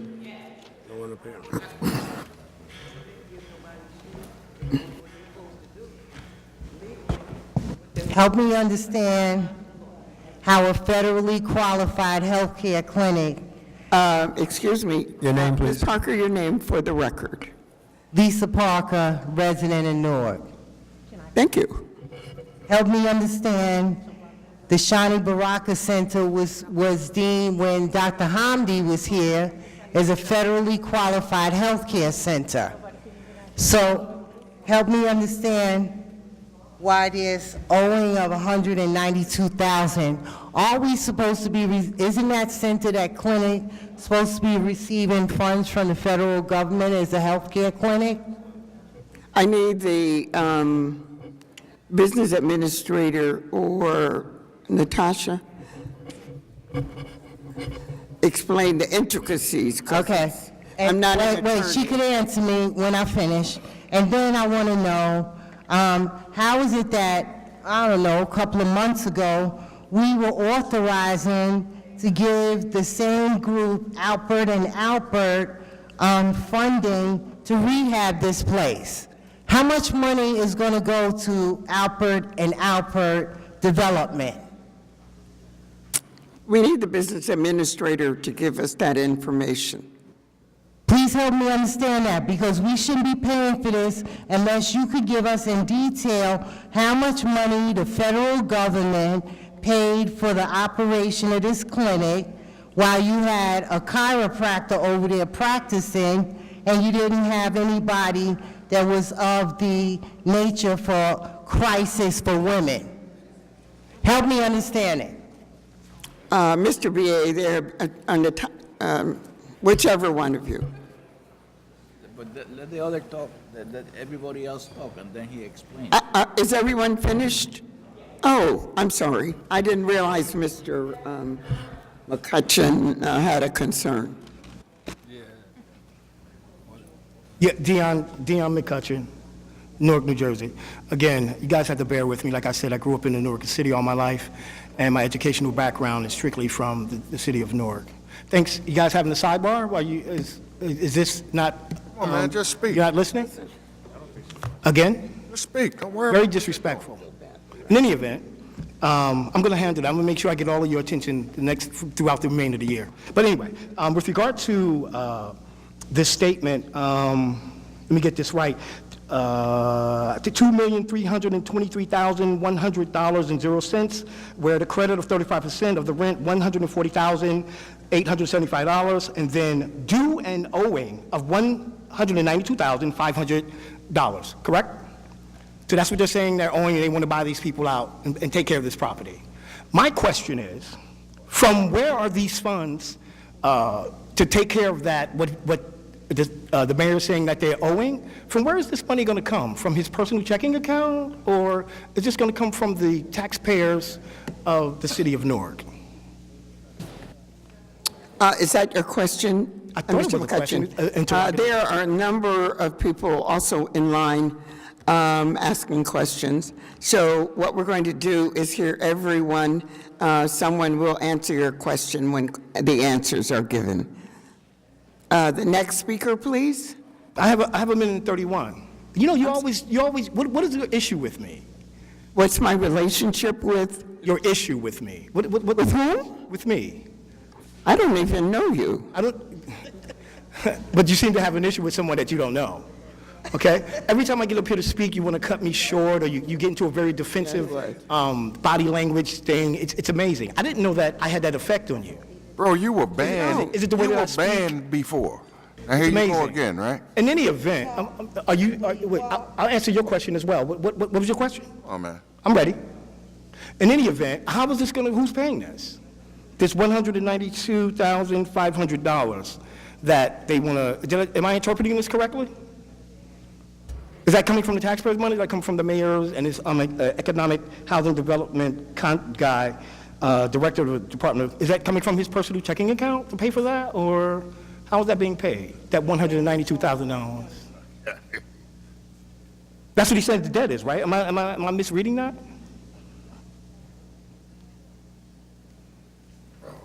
Mr. McCutcheon, I already said the VA is going to respond to all of the questions. The next speaker. Good afternoon. My name is Lucille Easterling, Newark, New Jersey. Yes. I have a Good question. I'm going to just read what it says here so you can let me know if it's going to happen. The purpose of the hearing is to allow members of the public who may be affected by Phase 1, so I am Phase 1, of the lead service line skipping. After the conclusion of the hearing, it is expected that the Municipal Council will vote to adopt or reject the special assessment ordinance. So my question is there something that's going to be happening after this since we don't have all the answers yet? So I just wanted to know that. I'm sorry, I didn't get the last question. According to this, it states here that after this public hearing today, Yes. that it is expected that the council will vote to adopt or reject the special assessment ordinance. So we have a lot of questions that's on the floor already, so I just wanted to make sure. Are you talking about the Shani Baraka? No, I'm talking about the water. Oh, my Have dear. we moved past that? My dear, we passed, Okay, yes. sorry about that. But feel free to, check back. All right. And we'll get you some written documents. Ms. Jackson? Oh, that's it. Mr.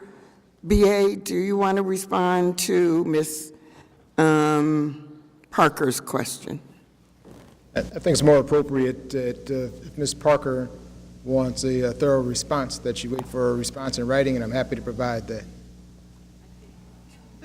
I said I'm happy to provide Ms. Parker with a response in writing.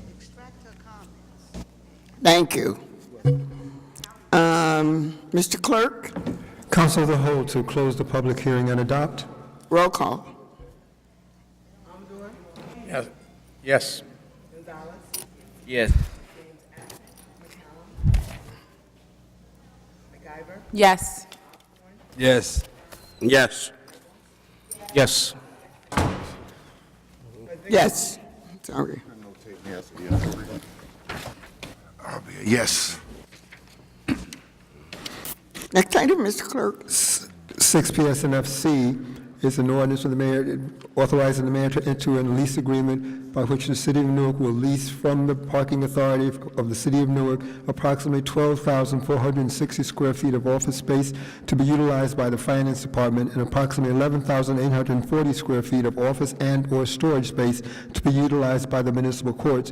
And the city will have the right to the daily use and occupancy during normal business hours, Monday through Friday, excluding holidays, of 258 parking spaces on the property located at 47-63 Green Street.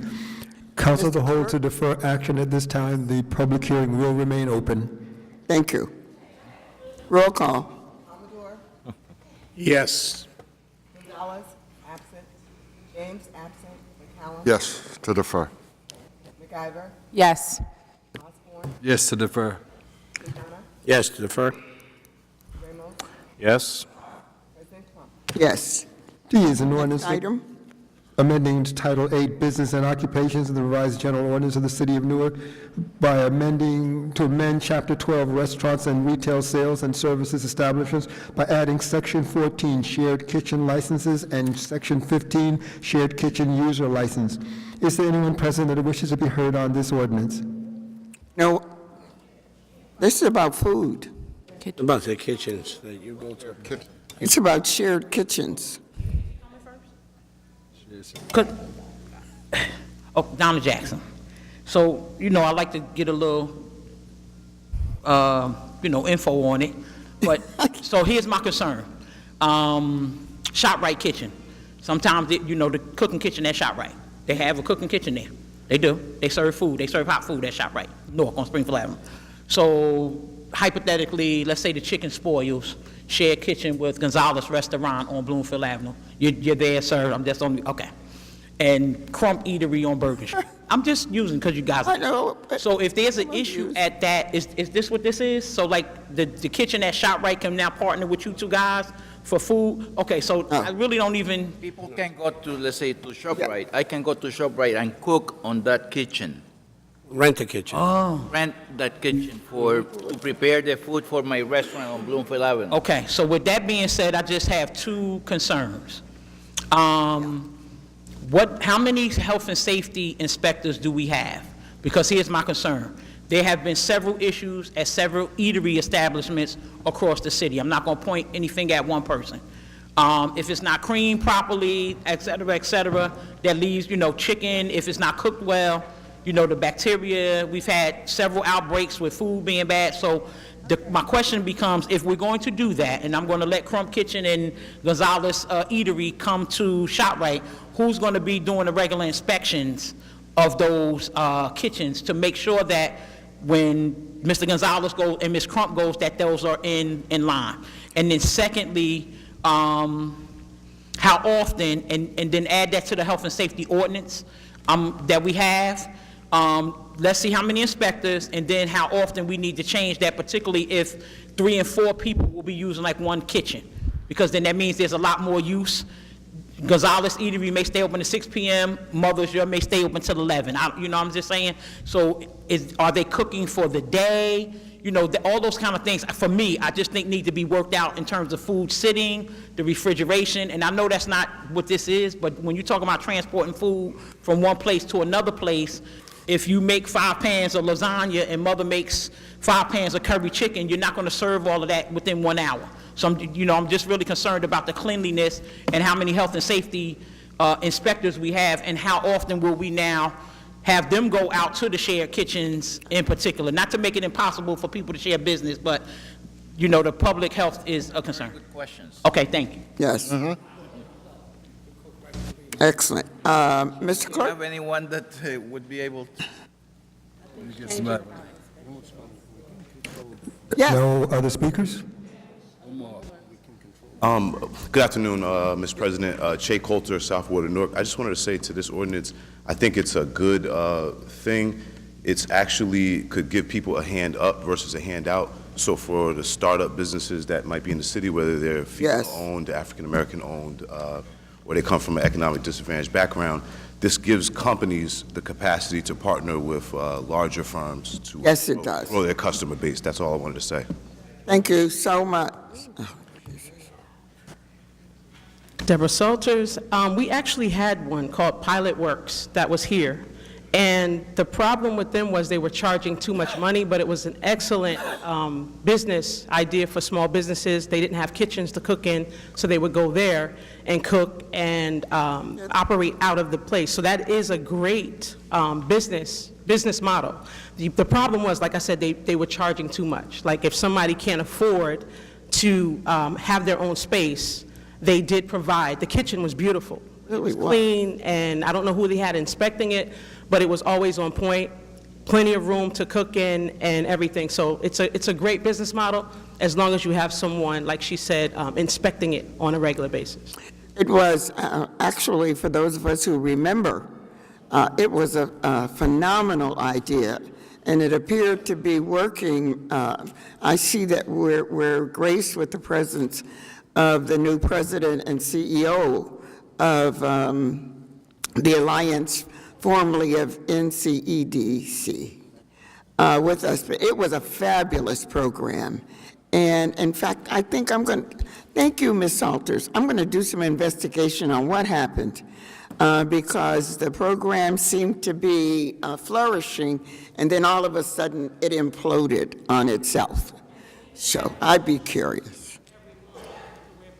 Mr. Clerk? No additional speakers. Motion to close the public hearing and adopt. Madam President, before we close,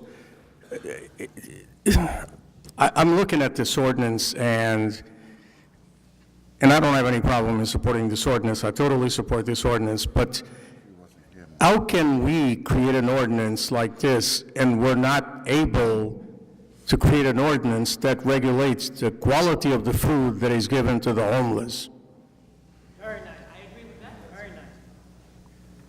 Do they have less dignity than the folks who utilize the guidelines of this ordinance?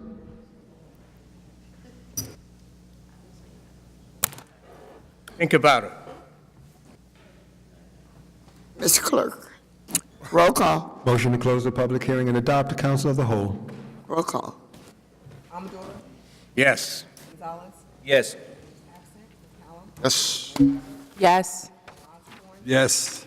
Yes. Yes. Yes. E is an ordinance establishing salaries for various positions. Council of the whole to defer action to the special meeting of February 26. Roll call. Yes. Yes. Yes. Yes. Yes. Yes. Yes. Yes. F is an ordinance of the City of Newark amending the bond ordinance 6 PSNFA adopted on May 17, 2017 on behalf of the state-operated school district and providing for the allocation of $30,582,031 of appropriations and authorizing for the issuance of school-qualified bonds and notes for the city of among various school capital projects. Council of the whole to defer action at this time. Roll call to Defer action to the special meeting of February 26th. Tabled. It's tabled, no? No, we, As of January 23rd. but, council members, It was, we, at the meeting where we took it off the table, we on the record stated that it would be heard for a public hearing on the 26th. We have advertised for a public hearing on the 26th. We cannot take any further action until we get to that meeting on the 26th. we did do that on Tuesday. Council of the whole to defer to the special meeting of the 26th. Roll call. Yes. Gonzalez? Yes. James absent. McCallum? Absent. Yes. Sorry. No more public speaking. McGonigal? Yes. Osborne? Yes. Yes. Yes. Yes. Resolutions. Resolution 7R1A is a ratifying authorizing resolution for the Department of Administration for a labor agreement and execute the labor agreement with the Newark Police Deputies Chiefs Association. Council of the whole. Roll call, please. Amador? Yes. Gonzalez? Yes. James absent. McCallum? Yes. Schreiber? Yes. Yes. Yes. Yes. Yes. B is a ratifying authorizing resolution for the Department of Administration for a labor agreement, executing a labor agreement with the Newark Police Superior Officers Association. Council of the whole to adopt. Roll call, please. Amador? Yes. Gonzalez? Yes. James absent. McCallum? Yes. McIver? Yes. Osborne? Yes. Yes. Yes. Yes. C is a ratifying authorizing resolution for the Department of Administration for a temporary emergency appropriation for the Health Center Cluster Homeless Program Grant. D is a ratifying authorizing resolution for the Department of Administration for a temporary emergency appropriation for the 2018 Anti-Violence Out-of-School Youth Project.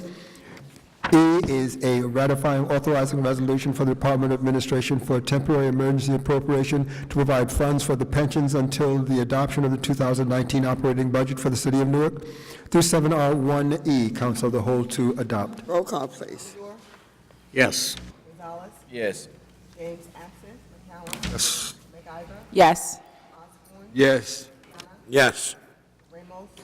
Yes. President Trump? Yes. 701F is a authorizing resolution for the Department of Administration for a bid contract for the tax sale hosting services. Council of the whole to adopt. Roll call to adopt.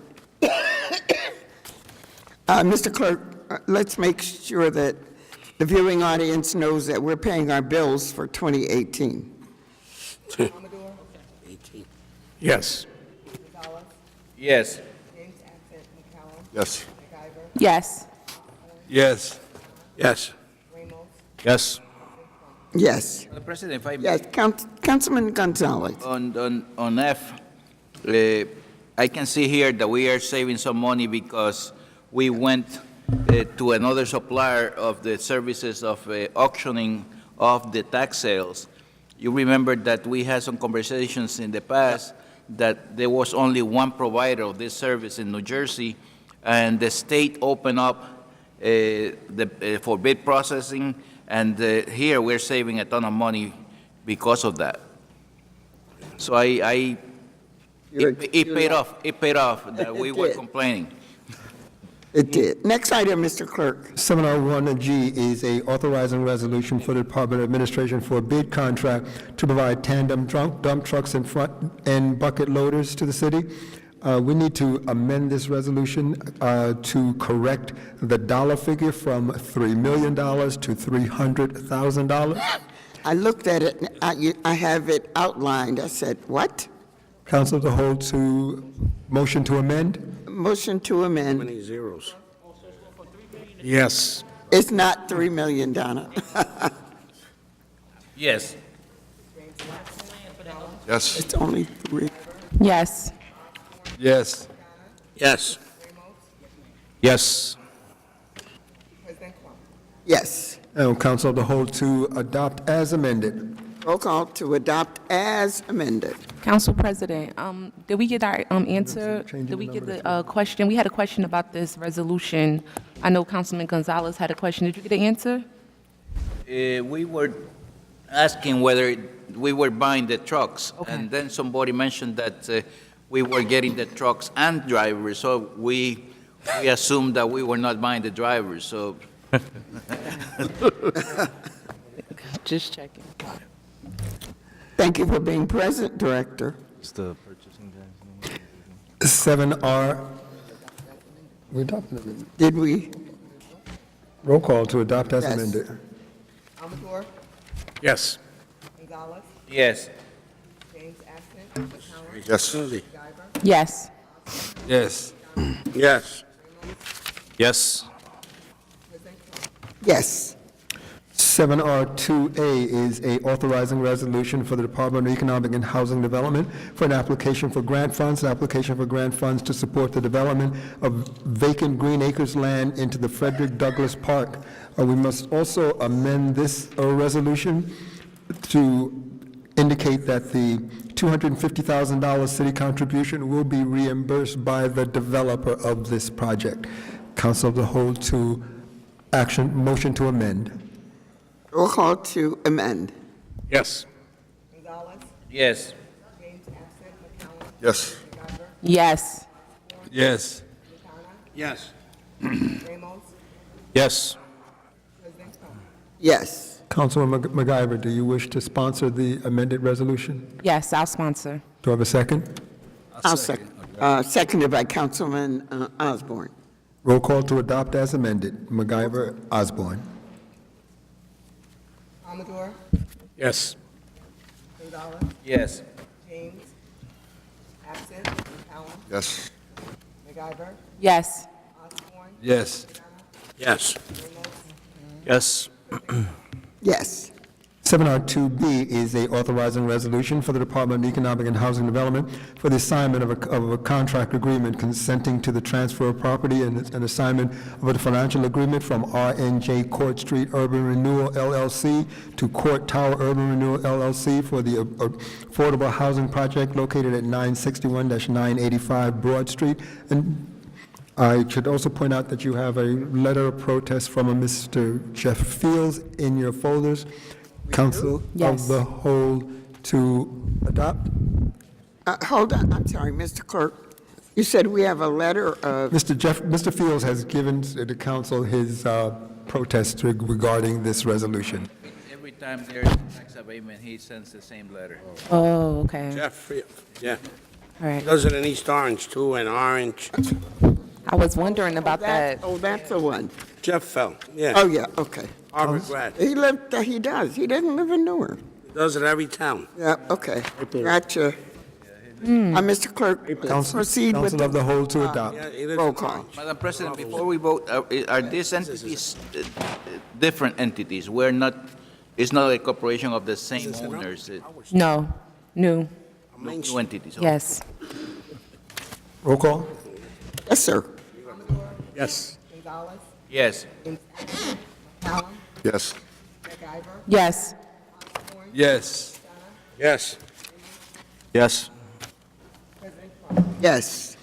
C is a authorizing resolution for the Department of Economic and Housing Development for assignment of a contract agreement consenting to the assignment of the financial agreement from R&J Nevada Urban Renewal LLC to Nevada Street Urban Renewal LLC for an affordable housing project located at 987-997 Broad Street. Again, there is a letter from Mr. Feld in your folder. Council of the whole to adopt? Roll call to adopt, Mr. Clerk. Yes. Yes. Yes. Yes. Yes. Yes. Yes. Yes. 2D is a authorizing and amending resolution for the Department of Economic and Housing Development for the redevelopment agreements, the second amendment to the redevelopment agreement with the Old Third Ward Redevelopment LLC. I wish to defer. Do I have a second for defer? Second. Roll Second call by to defer. Councilman Osborne. What do you guys? Yes. Yes. Yes to defer. Yes. Yes to defer. Yes. Yes. Yes. 7R3A is a ratifying, authorizing, and amending agreement resolution for the Department of Engineering for a grant agreement to amend resolution to accept an additional $1.8 million in grant funding for the Bergen Street pedestrian safety corridor improvements and authorizing the City of Newark to enter into a cost reimbursement agreement with the New Jersey Department of Transportation Division of Local Aid and Economic Development for the Dr. Martin Luther King Jr. Boulevard pedestrian safety corridor improvements. Council of the Whole to adopt? Mr. Clerk, just a quick question. Is that enough money, Mr. Rier? This is additional money If to this what has is- already is- been. This is for, I'm not saying that the department hasn't looked at. I was traveling on the street the other day, aware of what was coming up, and I'm asking, is that enough? We can move on it and, discuss it, but it's such a highly traveled. It's a gift. So don't... It's a gift. I know it's a gift. You're saying don't look a gift horse in the mouth. Okay. Maybe it's too much. Roll call. Mr. Clerk, please call the roll. Councilman Gonzalez reminded me, don't look a gift horse in the mouth. But I hope it's enough. Yes. Yes. Yes. Yes. Yes. Yes. Yes. Yes, I'm sorry. 7R4A is a authorized resolution for the Department of Finance for an application for local finance board for the approval of a bond ordinance at the request of the administration. Council of the Whole to return to administration. Roll call to return. Yes. Yes. Yes. Yes. Yes. Yes. Yes. Yes. 7R5A is a ratifying, authorizing resolution for the Department of Health and Community Wellness for professional services contract to provide technical radiology services. 5B is a ratifying, authorizing resolution for the Department of Health and Community Wellness accepting medical supplies donations. 5C is a ratifying, authorizing resolution for the Department of Health and Community Wellness for an application and acceptance of grant funds to provide comprehensive primary and preventive health care services for children and adults through 7R5C. Council of the Whole to adopt. Roll call, please. Yes. Yes. Yes. Yes. Yes. Yes. Yes. Yes. 7R6A is an authorizing resolution for the Department of Law for settlement of a workers' compensation claim. 6B is a authorizing resolution for the Department of Law for settlement of a workers' compensation claim. 6C is a authorizing resolution for the Department of Law for settlement of civil litigation. Through 7R6C, Council of the Whole to adopt. Roll call, please. D? There's no D. Roll call, please. Yes. I hope this ain't another sex case. See. Harassment. Oh, God. Please don't let me jack. Please. Oops, sorry. 7R6D is a authorizing resolution for the Department of Law for settlement of a civil litigation, and 7R6E is a ratifying authorizing resolution for the Department of Law for professional services contract to provide legal services concerning special counsel. Through 7R6E, Council of the Whole to adopt. Roll call, please. Yes. Yes. Yes. Yes. Abstain on A, B, C, and D, yes on E. Who is we paying all this money? Yes. Yes. Yes. Yes. 7R8A is a authorizing resolution for the Office of Municipal Council City Clerk for a Board of Adjustment appointment. 8B is a authorizing resolution for the Office of Municipal Council City Clerk for a constable appointment. 8C is a authorizing resolution for the Office of Municipal Council City Clerk for a constable appointment. 8D are various expressions of profound sorrow and regret. 8E are various recognizing and commending resolutions through 7R8E. Council of the Whole to adopt. Roll call, please.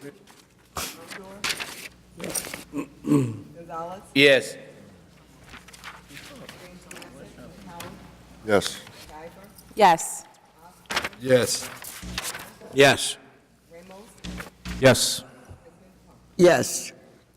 On communication, no, let's do the added starter page first. Sorry. 7R2E is a authorizing resolution for the Department of Economic and Housing Development for the public real estate auction. This to accept bids and execute quick claim deeds for properties sold at the public auction on January 24th, 2019. Council of the Whole? Roll call. Yes. Yes. Yes. Yes. Yes. Yes. Yes. On communications, 8A is an ordinance in the City of Newark, County of Newark for the city's green infrastructure for sewer system project. Council of the Whole, at the request of administration, Council of the Whole to return to administration. Roll call. Yes. Yes. Yes. Yes. Yes. Yes. Yes. Madam President, Yes, Councilman Gonzalez. going back to the 7R2E, I see that the prices here are substantially higher than what we charge normally for selling lots at $4 a square foot. When we have the auctions, we tend to receive a ton of money more than when we do the sales at $4 a square foot. Say we see prices of $250,000, prices of $180,000. I believe that the city should consider selling the properties always on auction and not at $4 a square foot, as we have been doing for some time. I know that's going to make you very happy. Yeah, but it's going to be hard to sell the property. Yeah, so it's a consideration, and we should discuss it, as the councilman mentioned. Mr. Clerk, back to the agenda. I'm sorry. 8B is a ordinance amending Title II, Chapter 10, Department of Housing and Economic Development to establish Section 8, an employee ownership loan and loan guarantee program, and rules for qualifying certain businesses as minority, women, and veteran-owned. Council of the Whole to advance to first reading. Roll call. Roll call. Yes. Yes. Yes. Yes. Yes. Yes. Yes. Yes. Next item. 8C is an ordinance granting a 30-year tax abatement to the Urban Turner Apartments Urban Renewal LLC for a project to rehabilitate 4 buildings containing 94 affordable housing units located at 385-391, 393-395, 396-402, 397-403, and 416-432 Irving Turner Boulevard. Council of the Whole to advance to first reading. Roll call to advance.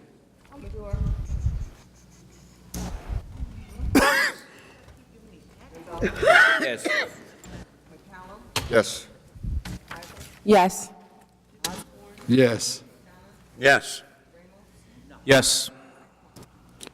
Yes.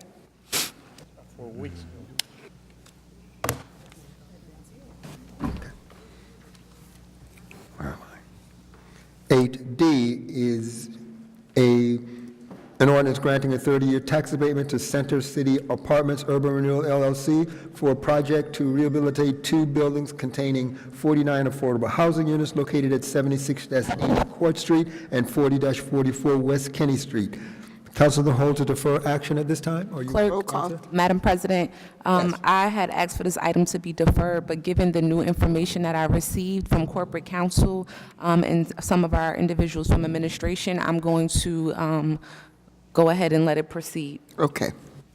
So we're doing council of the whole to advance to first reading? Yes. Roll call. You don't want us- Council of the whole to No. advance to first reading. It's council as a whole. Yes. Yes. Yes. Yes. Yes. Yes. Yes. Oh, yes.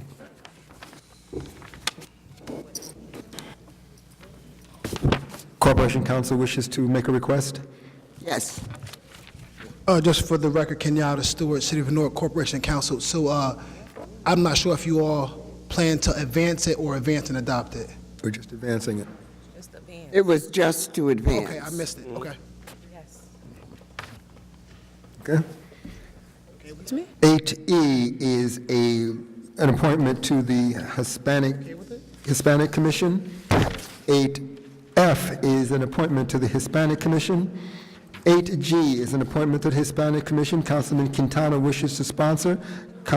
Second by Councilman Gonzalez. 8H is an appointment to the Hispanic Commission. Council President Crump wishes to sponsor. Second by Councilman Quintana. 8I is an appointment to the Hispanic Commission. Councilman Quintana wishes to sponsor, second by Councilman Ramos. 8J is an appointment to the Hispanic Commission. Councilman Gonzalez wishes to sponsor, second by Councilman Ramos. 8K is an appointment to the Caribbean Commission. We will skip 8L at this time. 8M is an appointment to the Commission on Homelessness. 8N is an appointment to the Commission on Homelessness. 8O is an appointment to the Commission on Homelessness. 8P is an appointment to the Commission on Homelessness. We will skip 8Q at this time. 8R is an appointment to the Commission on the Status of Women. 8S is an appointment to the Commission on the Status of Women. Council President Crump wishes to sponsor, second by Councilwoman McIver. 8T is an appointment to the Commission on the Status of Women. 8U is a reappointment to the Commission on the Status of Women. 8V is a reappointment to the Commission on the Status of Women. 8W is a reappointment to the Commission on the Status of Women. 8X is a reappointment to the Commission on the Status of Women. 8Y is a reappointment to the Commission on the Status of Women. 8Z is a reappointment to the Commission on the Status of Women. 8AA is a reappointment to the Commission on the Status of Women. 8AB is a reappointment to the Commission on the Status of Women. 8AC is a reappointment to the Commission on the Status of Women. 8AD is a reappointment to the Commission on the Status of Women. 8AE is a reappointment to the Commission on the Status of Women. 8AF is a reappointment to the Commission on the Status of Women. 8AG is a reappointment to the Commission on the Status of Women. 8AH is a reappointment to the Commission on the Status of Women. Through 8AH, Council of the Whole, with the exception of those with sponsors. Roll call, please. Yes, everything, no on 8A and 8C, AC. A and C, Apple and H. 8A and 8C. 8AA and 8. 8AA and 8AC. Correct. Okay. Yes. Yes. Yes. Yes. Yes. Yes. Yes. Let's go back and pick up the ones that we passed over in this session. 8L is an appointment to the Commission, to the Caribbean Commission. 8Q is an appointment to the Commission on the Status of Women.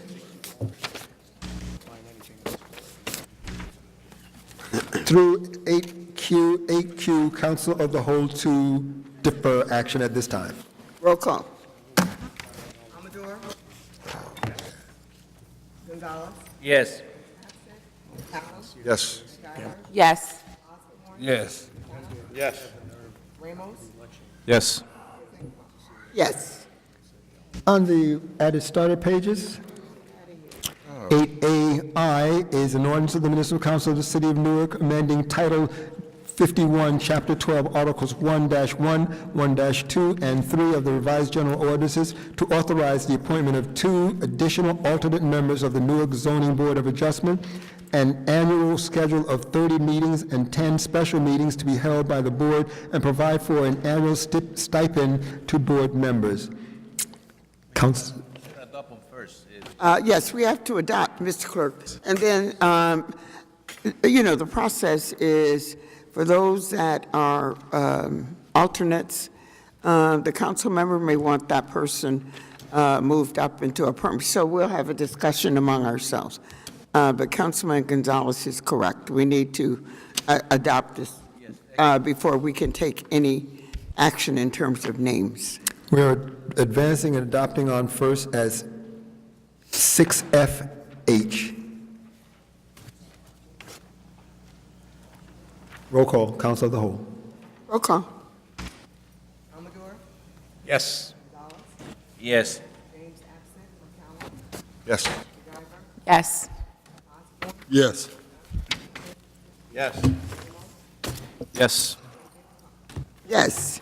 Madam President. Yes, Councilman Ramos. I just want to let the council know that I have legislation that was introduced by Senator Ruiz in Trenton that would enable the city of Newark to appoint a secondary board of adjustment.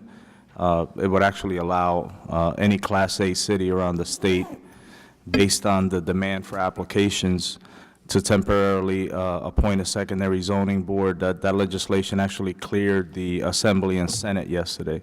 So that's another tool that'll be available to this administration to hopefully deal with the backlog of Board of Adjustment applications that we have.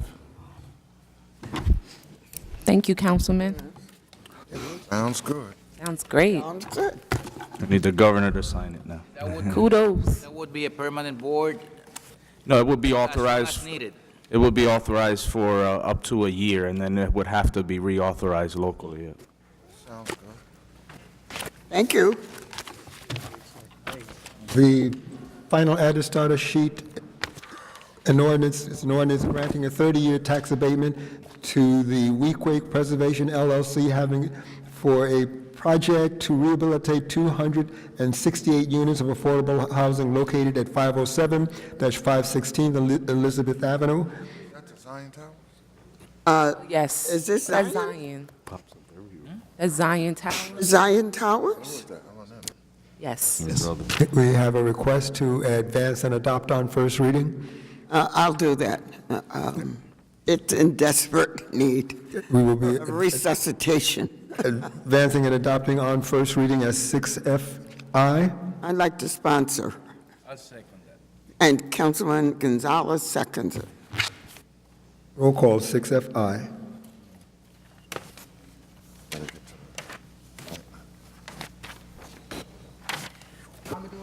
Yes.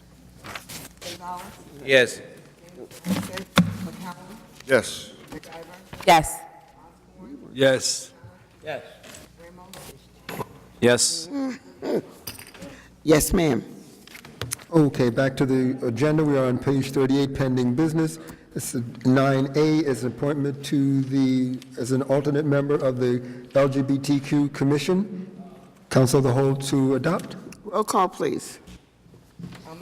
Yes. Yes. Yes. Yes. Yes. Yes. Yes.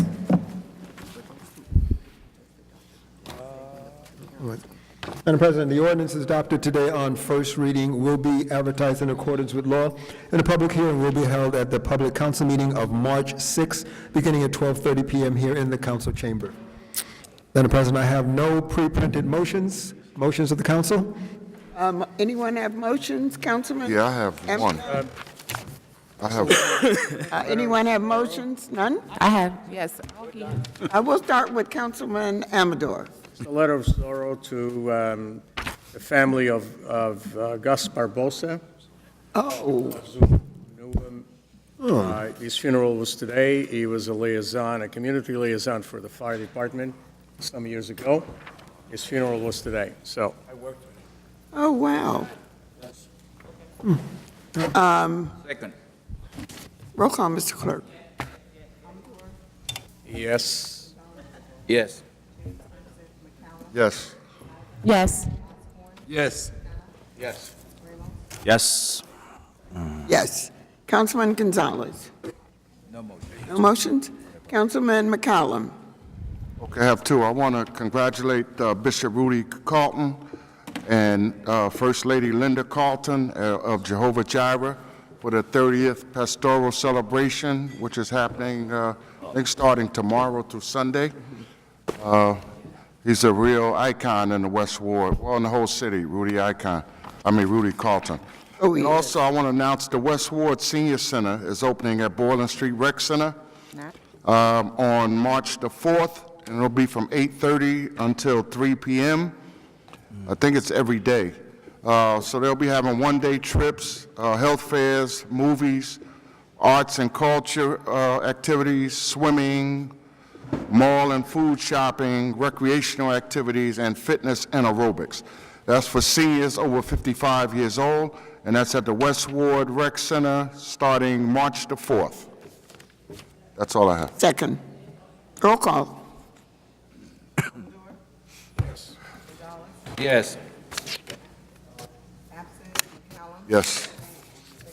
Yes. Yes. Yes. Yes. Councilwoman? So I only have literally two motions, so I'll be short.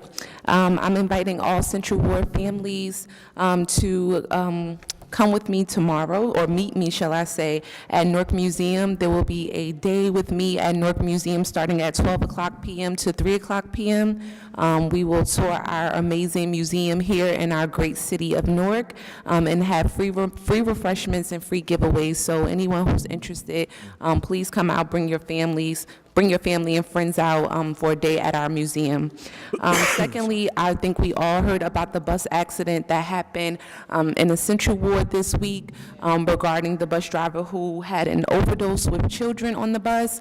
I do understand that Newark Public Schools is coming up with a strategy and plan to address the issues with bus drivers via the vendors we employ here in the city and across the state. I would ask through your chair, Council President, and this council to receive an update from Newark Public Schools regarding what those strategies are, how we can ensure that our students are safe on buses when being transported through and out of this city. Thank you. Second. Roll call. I think, Councilman, you seconded, right? Yes. Roll call. Yes. Yes. Yes. Yes. Yes. Yes. Yes. Councilman Osborne. I got one. I just want to know through if we can get traffic and signals to do a traffic study on the intersection of 6th Avenue and 6th Street.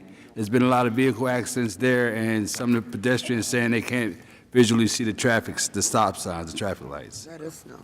Second. There's a second. Roll call. Yes. Yes.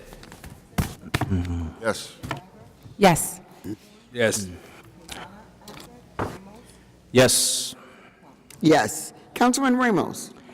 Thank you, Madam President. Just a follow-up to the Councilwoman's motion regarding the unfortunate incident that happened this week with the driver who was transporting those children from 14th Avenue School. As we send correspondence to the school district, let's also inquire, because I believe they change the method that they utilize to secure transportation services. You know, when I worked there some years ago, and I was on the board, we used to work with the Educational Services Commission that used to vet out, follow up, monitor, get the driver abstracts, and they would procure and secure companies to provide transportation services for the Newark Public Schools. You know, they decided this year that they were going to manage those contracts directly, which would be problematic if you don't have, you know, the level of experience needed to manage such a large transportation system. You know, the Ed Services Commission did an excellent job for a number of years, and as we send correspondence to the Board of Ed, I think we need to get some information back as to why they made that transition and whether or not that's affecting their ability to you know, do the kind of background checks and driver abstract checks that they need in order to ensure that our kids are being taken to and from school safely. And there's also been a lot of complaints this year about kids not being picked up on time. They're forgetting to pick up children. I mean, Councilwoman, son Larry, your grandson was one of those children this year who they were constantly late picking him up. So it's been a tough transition, and we definitely need to ask them as to why they made that decision and whether or not it's working. Good. Second thing I want to mention is that yesterday I had an opportunity, and I want to send a letter on behalf of the council to thank her, is to meet with the Lieutenant Governor. We had a meeting to talk about boarding homes, and boarding homes around the city and the state, you know, present a number of challenges for the city. We have situations where we have individuals that have incredible, you know, needs as far as mental health services, and they're provided with very limited kind of care in many of these boarding homes. The city of Newark has 13 boarding homes that are registered and licensed by the state, and 5 of them are actually on or off Mount Prospect Avenue in the North Ward. So we have a overrepresentation of boarding homes when it comes to the number of homes that are licensed in the city, and it is producing a lot of quality of life concerns in the immediate neighborhood, and I know the state is looking to change the way it regulates and monitors the boarding homes. So I just want to send a letter to the Lieutenant Governor, you know, thanking her for her time, and hopefully the next time we sit down, you know, we'll have representatives from the Department of Health and other agencies at the state that need to take an active role in monitoring these homes. And the last thing I want to mention on the record is that, you know, all of us here on this council have the opportunity to introduce, you know, different types of legislation. I've done, you know, hundreds over the time that I've been here, but we don't have the opportunity. This past week, you know, Councilwoman and myself, we've received hundreds, if not of calls, emails, text messages. We have unfortunate situation where you have property owners that are scaring tenants, you know, without basis, you know, telling them that their rent's going to go up $300, that they're going to go to rent control board. And, you know, that kind of tactic, you know, I don't respect, I don't support. You know, I got people texting me on my personal phone from out of state, and, you know, that doesn't work in anyone's favor. And just to clarify to the residents here in the city, you know, no, there aren't any proposals going before rent control to try to increase people's rents that live on Mount Prospect Avenue or Hallmark House. You know, it's just a scare tactic that's being utilized by some misinformed landlords, most of whom actually, the numbers that were calling were out of New York City, and they were spreading bad information. And, you know, it's unfortunate that they use that kind of scare tactic, and I don't support or respect that. Thank you. Second. Mr. Clerk, just a couple of motions and a word of thanks. Can we have a roll call on the council? Oh, I'm so sorry. Roll call. I'm anxious. I shouldn't say. Yes. Yes. Yes. Yes. Yes. Yes, yes. Just to clarify this. Is this a motion? No, apparently, the driver of the bus was an aide to the driver. Apparently, she wasn't supposed to be driving the bus, and the driver apparently was late, so she decided to drive the bus. And she was under the influence. So it wasn't the driver assigned to drive that bus that was driving it. Mr. Clerk, if you would give me a list of all the streets where the do not block the box signs are. I believe in the ordinance, we listed the streets. I want to add some streets. To it. Do not block the box. Okay. Yes, sir. Second. Roll call, Mr. Clerk. Yes. Yes. Yes. Yes. Yes. Yes. Mr. Clerk, just an observation and a couple of motions. I want to thank the administration, particularly Corporation Counsel and the business administrator, for providing to our viewing audience facts about our situation with water, and actually for all of the conversations. I appreciate your closing out those particular discussions with serious information, the truth, the whole truth, and nothing but the truth. All of us are stopped on more than one occasion when somebody raises an issue because it was presented and not responded to. We're not going to do that anymore. We're going to present the facts as we know them. That the community has a right, to have their own opinion. But I want to thank you because you kept our focus going today instead of running out the door. That was a joke. I never was a joke teller. Nobody laughed. To my motions. Number one, I got the opportunity, and I do mean opportunity, to drive throughout the entire city because I serve at large.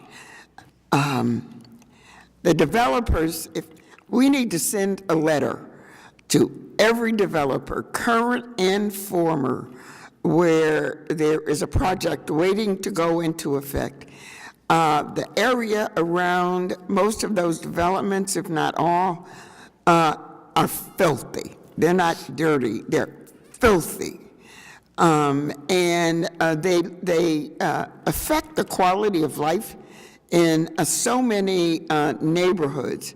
So if there's some way that we could develop an ordinance that has a punitive clause in it, that if you don't keep the area around your development, there's going to be some kind of punitive judgment made against them that they will have to pay. It's ridiculous.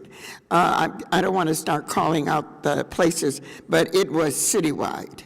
I need to tell you, it wasn't just in one ward, it was citywide. And it's unacceptable, and we shouldn't tolerate it anymore. They wouldn't go into another community and leave their property and their project, as I have witnessed over the last however many years. Motion of sorrow and regret to the family of Willie Brown, Mrs. Willie Brown. She was an employee of the senior program. She was in charge of the program at Nellie Greer. She passed last week. I believe it or not, I was at the hospital. And also to the family of Christine Hayes, who was a very active member and who died quite suddenly, who was a member of the Senior Citizens Committee. That's it. Second. Roll call. Mm-hmm.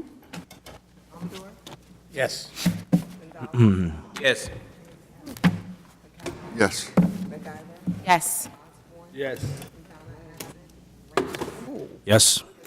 I have one more. Yes, Councilman McCallum has, I neglected to give condolences to the family of Miss Alice White, who passed last week.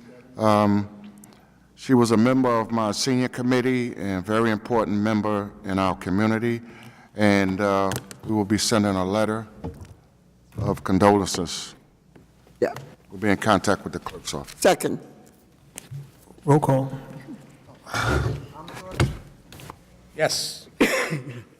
Yes. Yes. Yes. Go, Joe. Yes. Council of the whole to adjourn? Yes. Yes. Yes. Yes.